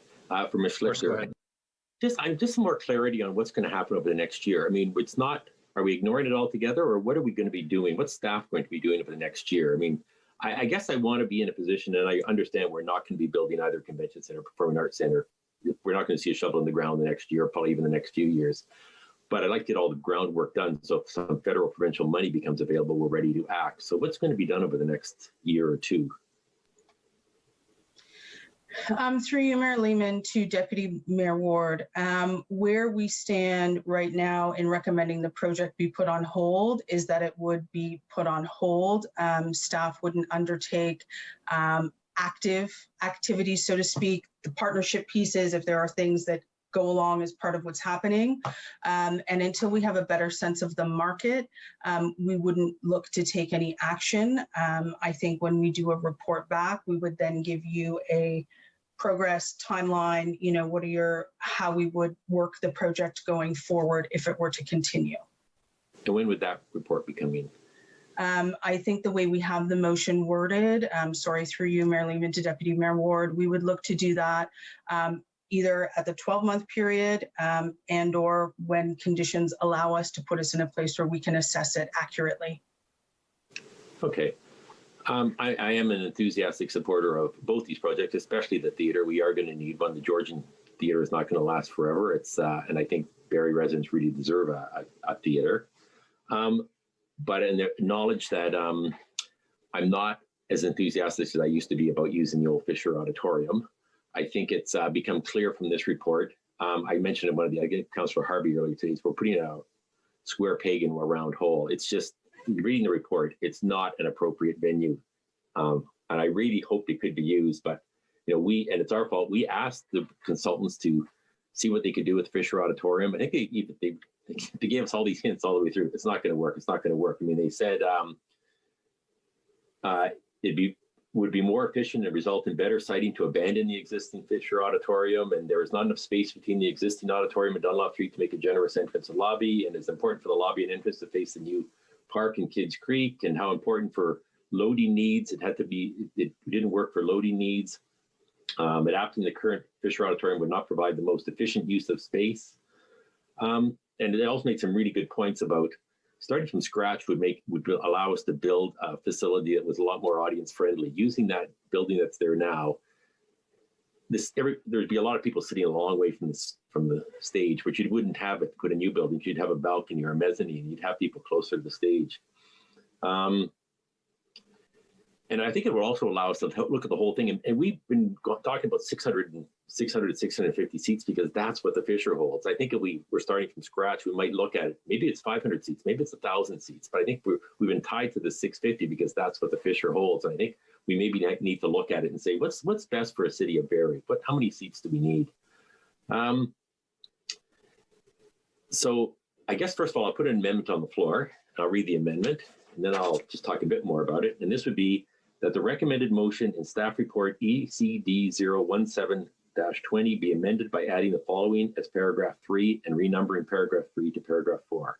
So it'd be 3A, that the new Theatre Performing Arts Center art space honor the history and legacy of W.A. Fisher as part of the development through the design and the naming of a part of any new structure, and that the existing Fisher Auditorium be demolished while retaining any components such as signage which could be incorporated into a new structure, and B, that the 2021 budget capital projects FC 1138 include a budget amount to be funded from the reinvestment reserve, community benefit reserve for the demolition of the Fisher Auditorium. And I'll speak to that briefly. I'm not happy about having to tear it down, but I really think it's what's in. I think one of the important things to remember is, even from these reports that we've had, even if we were to renovate it, it would be unrecognizable, both inside and out. I mean, we need these new stage and these new seating. Even the slant of the floor is going to change. I mean, nothing is going to remain from the theater. And the outside, it's going to change as well. And I mean, we've got to face facts. We're not looking at the Royal Opera House here. It's not the most attractive building in the first place. And I know there are lots of, I know the Fisher Auditorium has special meaning for many generations of Barrie residents who attended concerts there. They have attended the high school. They may have attended graduations there or other events. And those events were very close to their heart. But, and those special memories, we can probably find a way to honor them in the new building. But I think we as a council owe it to future generations to build a facility, a performing arts center that suits their needs, that's best for their needs. And I think to do that, unfortunately, it means a fresh start. And it also means maybe we look at other locations. Maybe this site is the site for the convention center. Maybe another site's better for the Fisher, or maybe the other way around. I mean, there are other places we can put either one of those facilities. I used to be a big believer in having them together. I'm not quite convinced that's necessary anymore, as long as we're in the same general neighborhood. So I think it's just, if we tear down the existing structure now, it only saves $30,000 a year. But why keep it open and limit our options when we know it's not going to be a building? It's pretty clear it's not going to be a building, unfortunately, that we can use. It's not suitable for future generations of Barrie residents. Thank you. Thanks, Deputy Mayor Ward. Councillor McCann, then Councillor Aylwin. Mayor Lehman, not to step on your toes, but it is Ward 2. Do you want me to go after the Ward 2 councillor? Yeah, sure. Thanks, Councillor McCann. Go ahead, Councillor Aylwin. I appreciate that, Councillor McCann. That's very gracious. I went to Barrie Central and I was in the concert band and I was a drama kid. So I lived in that auditorium for a large part of my high school. And I support this amendment because it wasn't really about the building. I mean, it was a cool building. I went up in the rafters and explored the auditorium. It was fun at the time. But it was really about the people And it was about the ability to gather and create art through music and through theater. That's what made it special. That's what made it meaningful. And that's the history that I think we should be honoring on this site, with the potential for a new project down the road. I understand the reasons for taking a 12-month break, and I think residents of Barrie will understand that as well. But to just keep the building, I think is a waste of money, frankly. And I know that we can honor the history of the W.A. Fisher Auditorium in some very special ways. And the most special way is by facilitating arts and culture on that site. So I'll support the amendment. Thanks, Councillor Irwin. Councillor McCann. Thank you, Mayor Lehman. You know, I've been anticipating this night for I guess 2 years. I've been voting along yes, and really my gut has always said no. But it does bring some heavy heart, because I know, Jeff, Mayor Lehman, this has been a passion of yours, and I never like to stick a fork in someone's passion. I really don't. I mean, I love seeing people succeed. I'm all about being at the top of the mountain with as many people as possible, not just myself looking down. And I like Barrie Ward's, eloquent, little tag, the special emotions, close to the hearts of, alumni of Central. And it's funny because you wouldn't believe how many successful, can you call them Redskins anymore? Or people who went to Central from around the world actually still have a big place in their heart for Central. I went to St. Joe's, and quite frankly, we don't have that nostalgia. We don't have that emotion. I love my high school, don't get me wrong, but it just seems that Central was a really special place. And I know it really got my goat when we lost you guys in rugby every year. But I mean, you guys had an amazing coach. So I'm not going to go on and on. I mean, I'm happy with the comments from Deputy Mayor Ward. I'm happy with the comments from Councillor Aylwin. I do believe that I'd be supportive of a convention center and a theater together. And I'd love to see it on the water. I'd like to see something big and beautiful. And I disagree with Deputy Mayor Ward. I think that Barrie in 10, 15, 20 years could have something magical on our water that we wouldn't get so much resistance. And maybe it's integrating with the market. And maybe it's just the heart of our city, the backbone of our city, the strength of our city really comes from, Gary Silverberg's building, the market, Lakeshore, the beach, the waterfront. My vision, my love would be that Barrie really has an integration between Collier being the business section, Dunlop being, the place to go have a few drinks, Lakeshore and the beach, and having this flow, and we're almost there. So I'm going to be voting definitely in favor of Deputy Mayor's item, and I guess that's it. Thank you, Mayor Lehman. Councillor Kungle. Thank you, Your Worship. I'm supportive of the amendment to the motion being tabled. And I guess I would say, I'm, as someone who didn't go to the school, but does have a lot of attachment to place from nostalgia. I've seen where, different areas have done beautiful jobs of allowing you to walk through the history of space. And we've seen that in the healthcare sector, where we've got hospitals that have been around for 100 years, and through their changes in infrastructure, you can walk down hallways and see images of the past actually down the hallways and memory boxes. So I think it's important to try and feel and explain the importance of the school to the community, but also to those that may not have a relationship. And there could be some really beautiful ways in which we do some engagement and identify how that gets incorporated into parts of the design of the building. But from building from, I think the diligence of the amount of money we're spending and the intention, I support. If we know that, this could compromise a high quality outcome, then for me, it's supporting us moving in that direction. I would love to see this theater be exceptional. I do have a question for Stephanie, and that is because I'm not sure where in the hold this would happen, and I can hold my question till later, but with respects to the building. For me, it's also looking at a separation of it from the conference center. And so I'm happy to support the motion as it is. And further, and I'm not sure, Ms. Schlichter, if this is the appropriate time to ask, my understanding to date and what I've heard from a lot of community members that have stopped me about this is still that awareness of the Huronia Symphony Orchestra, arts and culture, but the importance that I'm hearing around the integrity of the quality of acoustics, and that the current structure right now with the main conference hall area being over top of the main theater will have a muffling effect and will have some impact. So I'm not sure if you can speak to that at this point in time, but my overall question is, where, if we hold this, does the process of actually looking at the current structure in mind get addressed?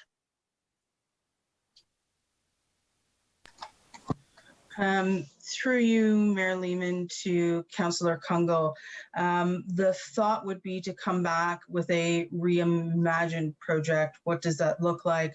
Understanding where council's interests lay. If there is still an interest to look at how we would accommodate a theater conference, that commentary would be looked at, but you'd be looking at the site in a holistic way as opposed to being married to the auditorium footprint, if that is what council's direction is. So I think that would be where that comes in the process. If there is a direction in that sense, that would be helpful for us. If there's still an interest in how we do a conference and a theater together, then we would have to come back with that project plan, understanding that acoustics would be part of that discovery process. And so through you, Mayor Lehman, if I can, just for a point of clarity follow-up. So I'm supportive of this amendment, but I'm hearing if we want staff to take away more direction about reimagining the space as two different entities, as separate buildings, that would ideally be an amendment this evening as well? Or can that wait? Actually, I will ask that, Ms. Schlichter, because I think to Councillor Kungle's question, the companion report that's on General Committee's agenda tonight is the precinct plan. And you are recommending holding this project for 12 months. Is the intention that the precinct plan would go ahead and look at the broader strategy for the West End for this area of downtown, and that would inform a future decision about Fisher, or are you looking for more direction from council, you know, tonight or in the coming weeks in terms of next steps? Through you, Mayor Lehman, to yourself and Councillor Kungle. Mm-hmm. Yeah, both of you. There we go. It's late. I'm sorry. I see Ms. Miller's on the line, so I'm going to pass to her on the precinct piece. I believe we would look at it holistically, but I think we would still like some element of direction on where your interest lies, given the scope and budget magnitude. Okay, Ms. Miller. Thank you, Mayor Lehman, through you to both yourself and Councillor Kungle. Yes, I mean, obviously the precinct plan would be taking a look at that holistic element of the West End. My expectation is that we would like some direction if you would like to separate those entities, as Councillor Kungle has indicated, because it would give us the direction that we might be looking for different locations within that precinct plan if they needed to be somewhat separated. That would be helpful for us to know in advance. Okay, I'll just remind members of General Committee, we are on the amendment, Deputy Mayor Ward's amendment, which is specifically around not retaining the existing structure. Councillor Kungle, you still have the floor. Thank you. I guess I might redirect then to Deputy Mayor Ward if I'm not putting you on the spot. I would be looking at putting an amendment on the floor later specific to the structure of the current proposed relationship of the conference center and theater, unless you would take a friendly amendment that makes sense without losing the intention of yours, where there is an add-on to that, or I can do it separately. So I'll look for your best guidance. It would be my opinion that it's not really related to whether we tear down the current structure or not. It can be brought up separately. Okay, thank you. I'll hold then, and I'll look at motioning that separately. On the amendment that's on the floor, members of general committee. Any further comments? Okay, I might surprise a few of you here and actually support this amendment, and that's probably going to hurt a few of my longtime friendships in the community, but you can't make these decisions based, unfortunately, on nostalgia or emotion. Originally, 4 years ago, when the CAO of the day and I, Carla Ladd, were talking about the potential to do this with the new owner of the site following the school board sale, the idea here was a low-cost renovation for purely a theater.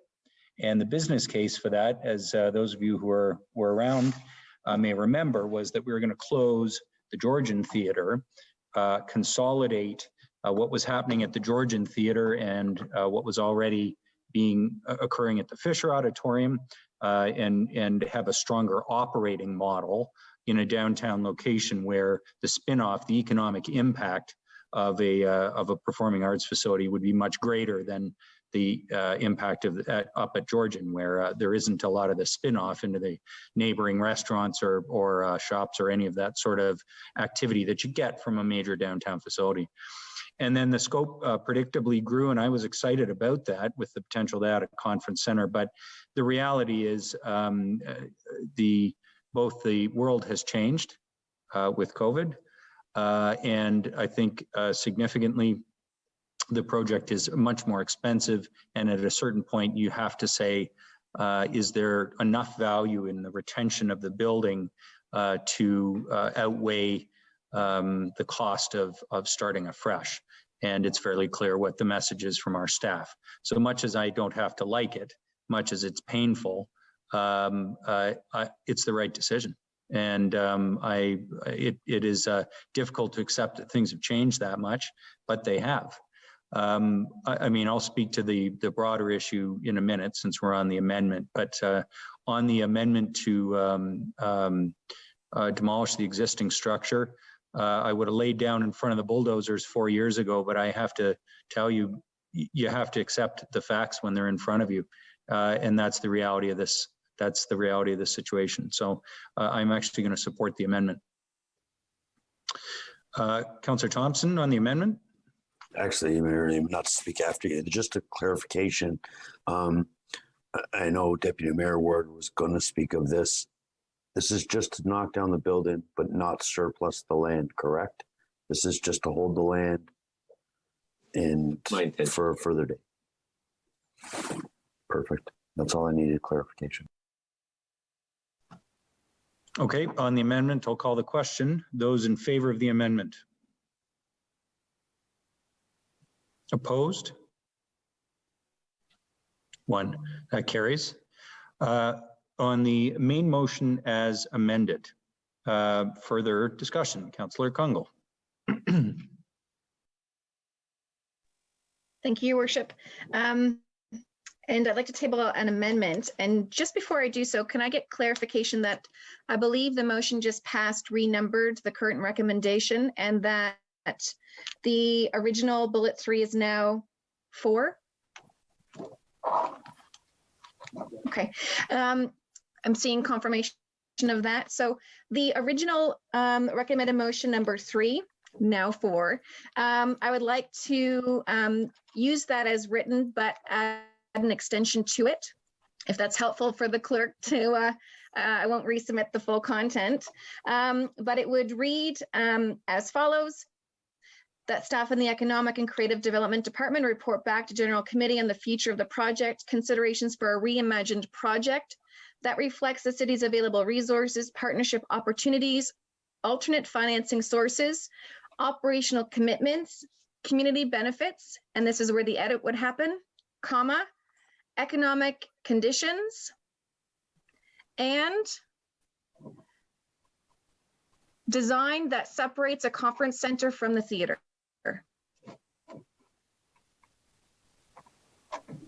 Okay, on the amendment, I'll go ahead, take anything Councillor back. Did you Thank wish you, to and speak to it? Yeah.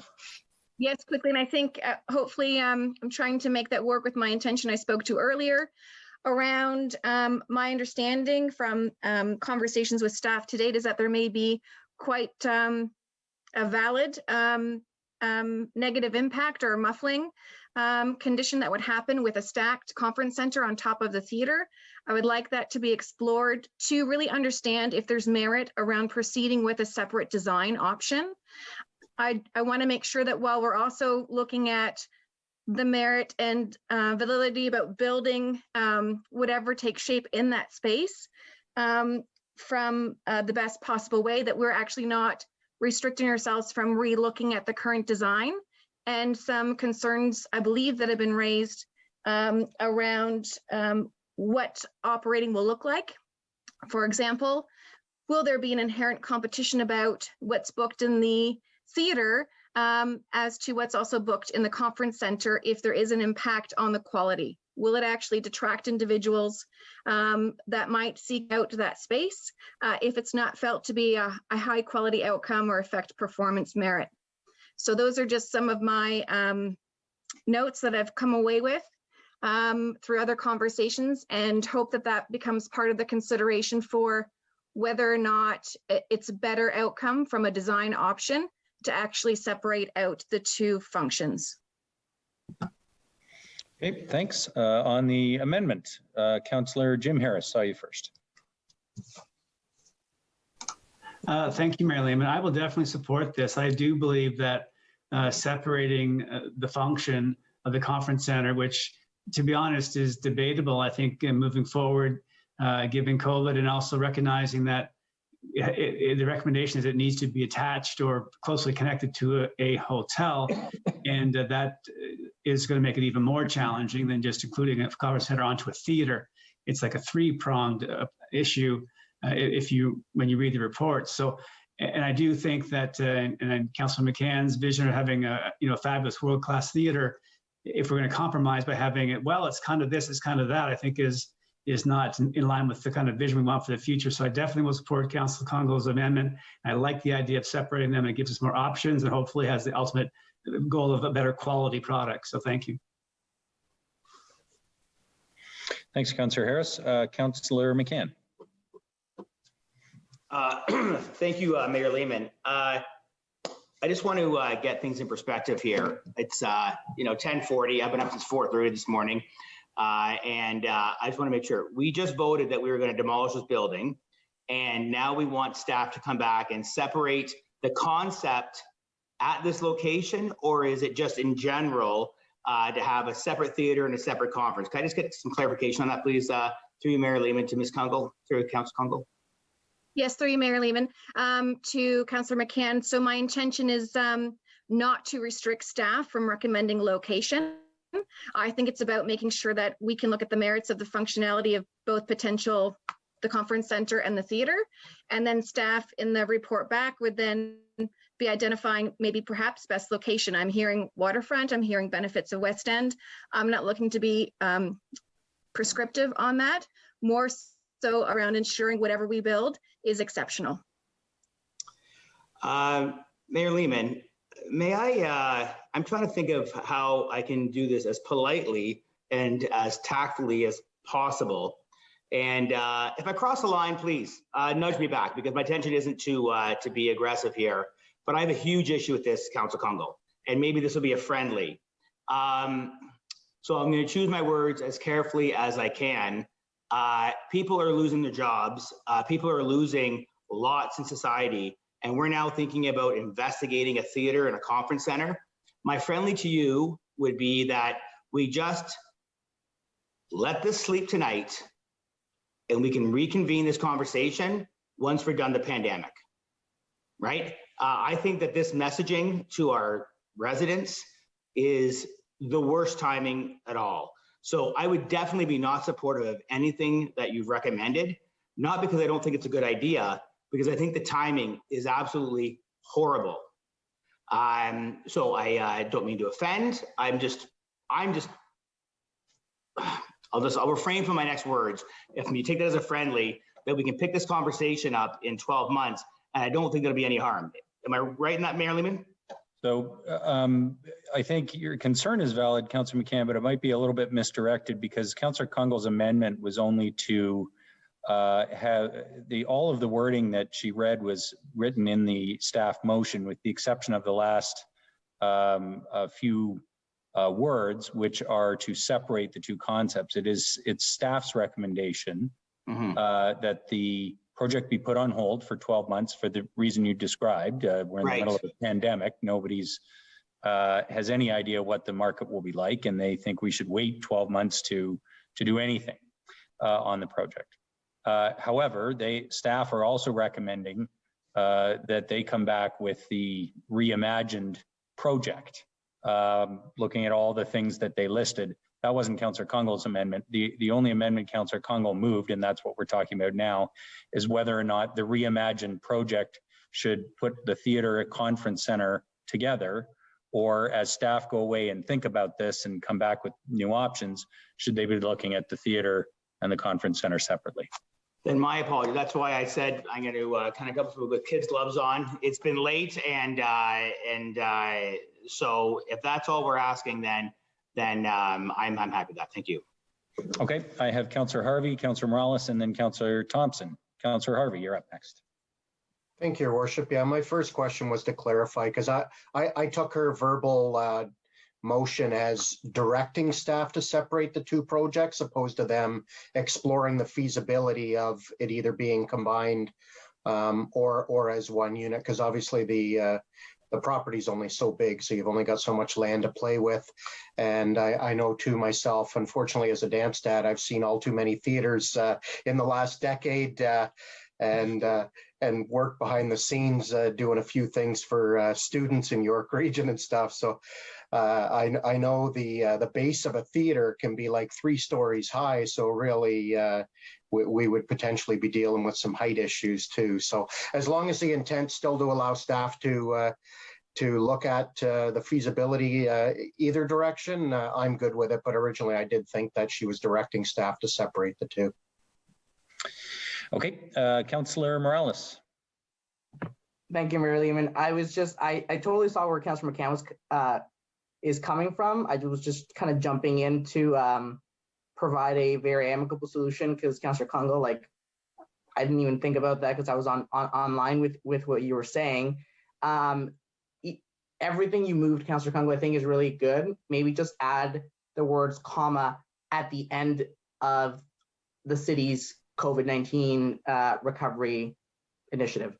That way there's no missed context with media or residents that, wait a second, we're going through COVID recovery or fighting COVID, who knows, and even an ounce of city resource or in the active department is even going to this. That clarifies, because as much, the message is as important as what you're doing. So everything you had, Councillor Kungol, bang on, but maybe just adding at the conclusion of COVID-19 recovery response. And remember, we control how long that response is, and we control it based on how long it actually ends up being. So I think that would qualm Councillor McCann's concerns, because then no resident gets confused that we're even wasting an hour of staff time, on theaters and people gathering spaces. And Councillor Kungol, I believe that it still preserves the integrity of what you meant. So if I can just intervene though, the amendment is just the separation of the two facilities. Paragraph 2 specifically, as recommended by staff, says don't do anything until after COVID. That's not being amended. So the amendment that's on the floor is just the decision as to whether or not council is committed to the idea of the theater and the conference center being on this one site or not. I think Councillor Kungol is, correct me if I'm wrong, Councillor Kungol, all the other stuff came from staff, not from you. So the only change that we're currently discussing is whether or not council feels that these two facilities must be together on the site or could be separate as staff think about this after COVID, which is specified very, very clearly in paragraph 2. It is paragraph 2 of the motion. Yes, you've captured that for me.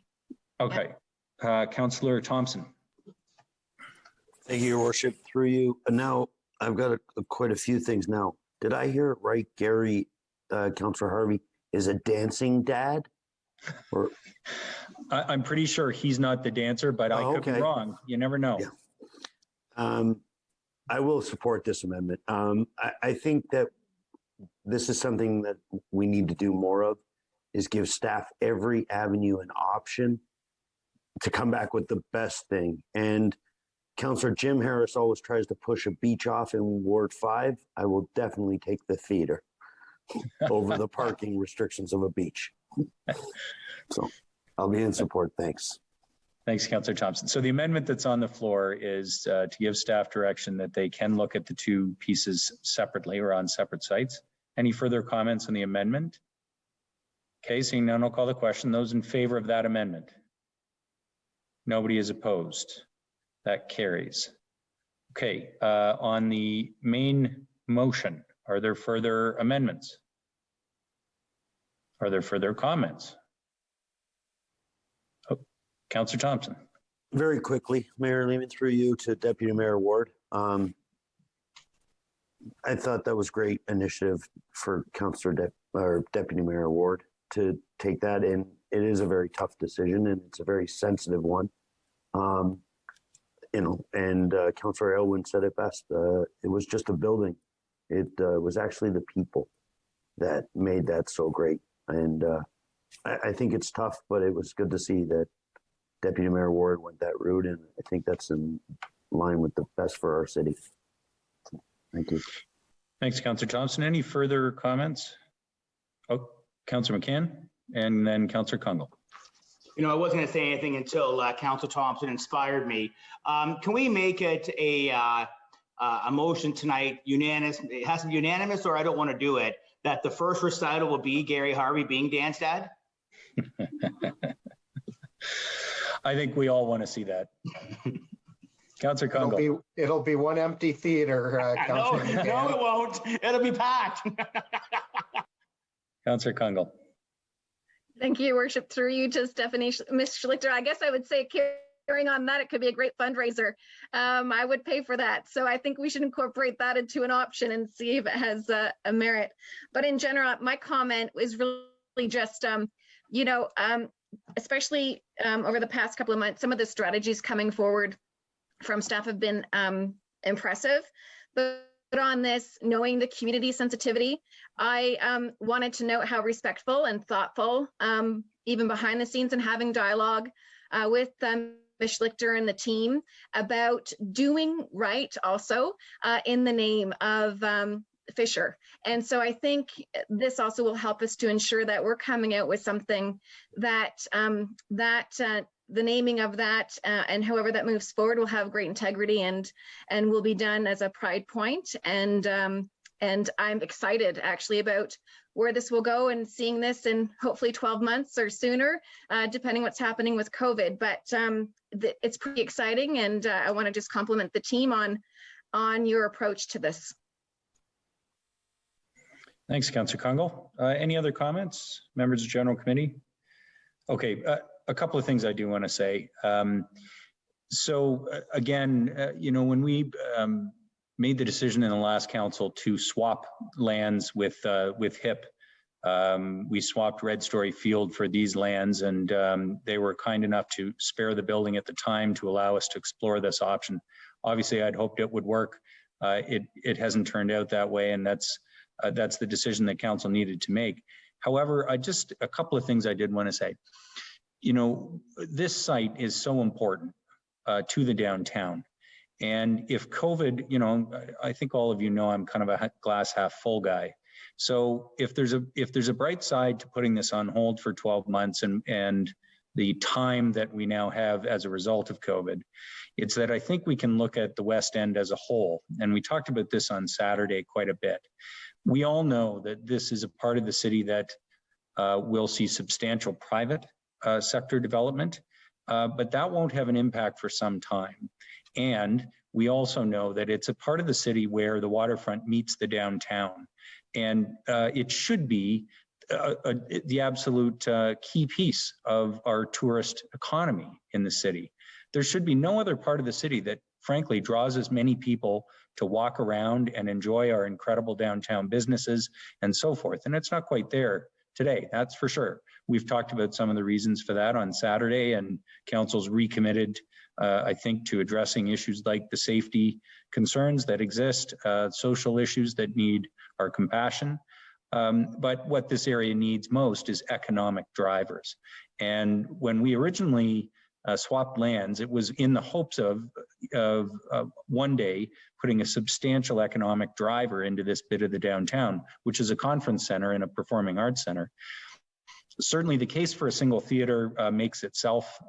Even Georgian College will tell you it's a problematic spot to have your one big theater in the city. You can't even get a liquor license to serve a beer at the break because of where it is. Paid parking, it's in the middle of the campus. But most of all, it's a missed economic opportunity.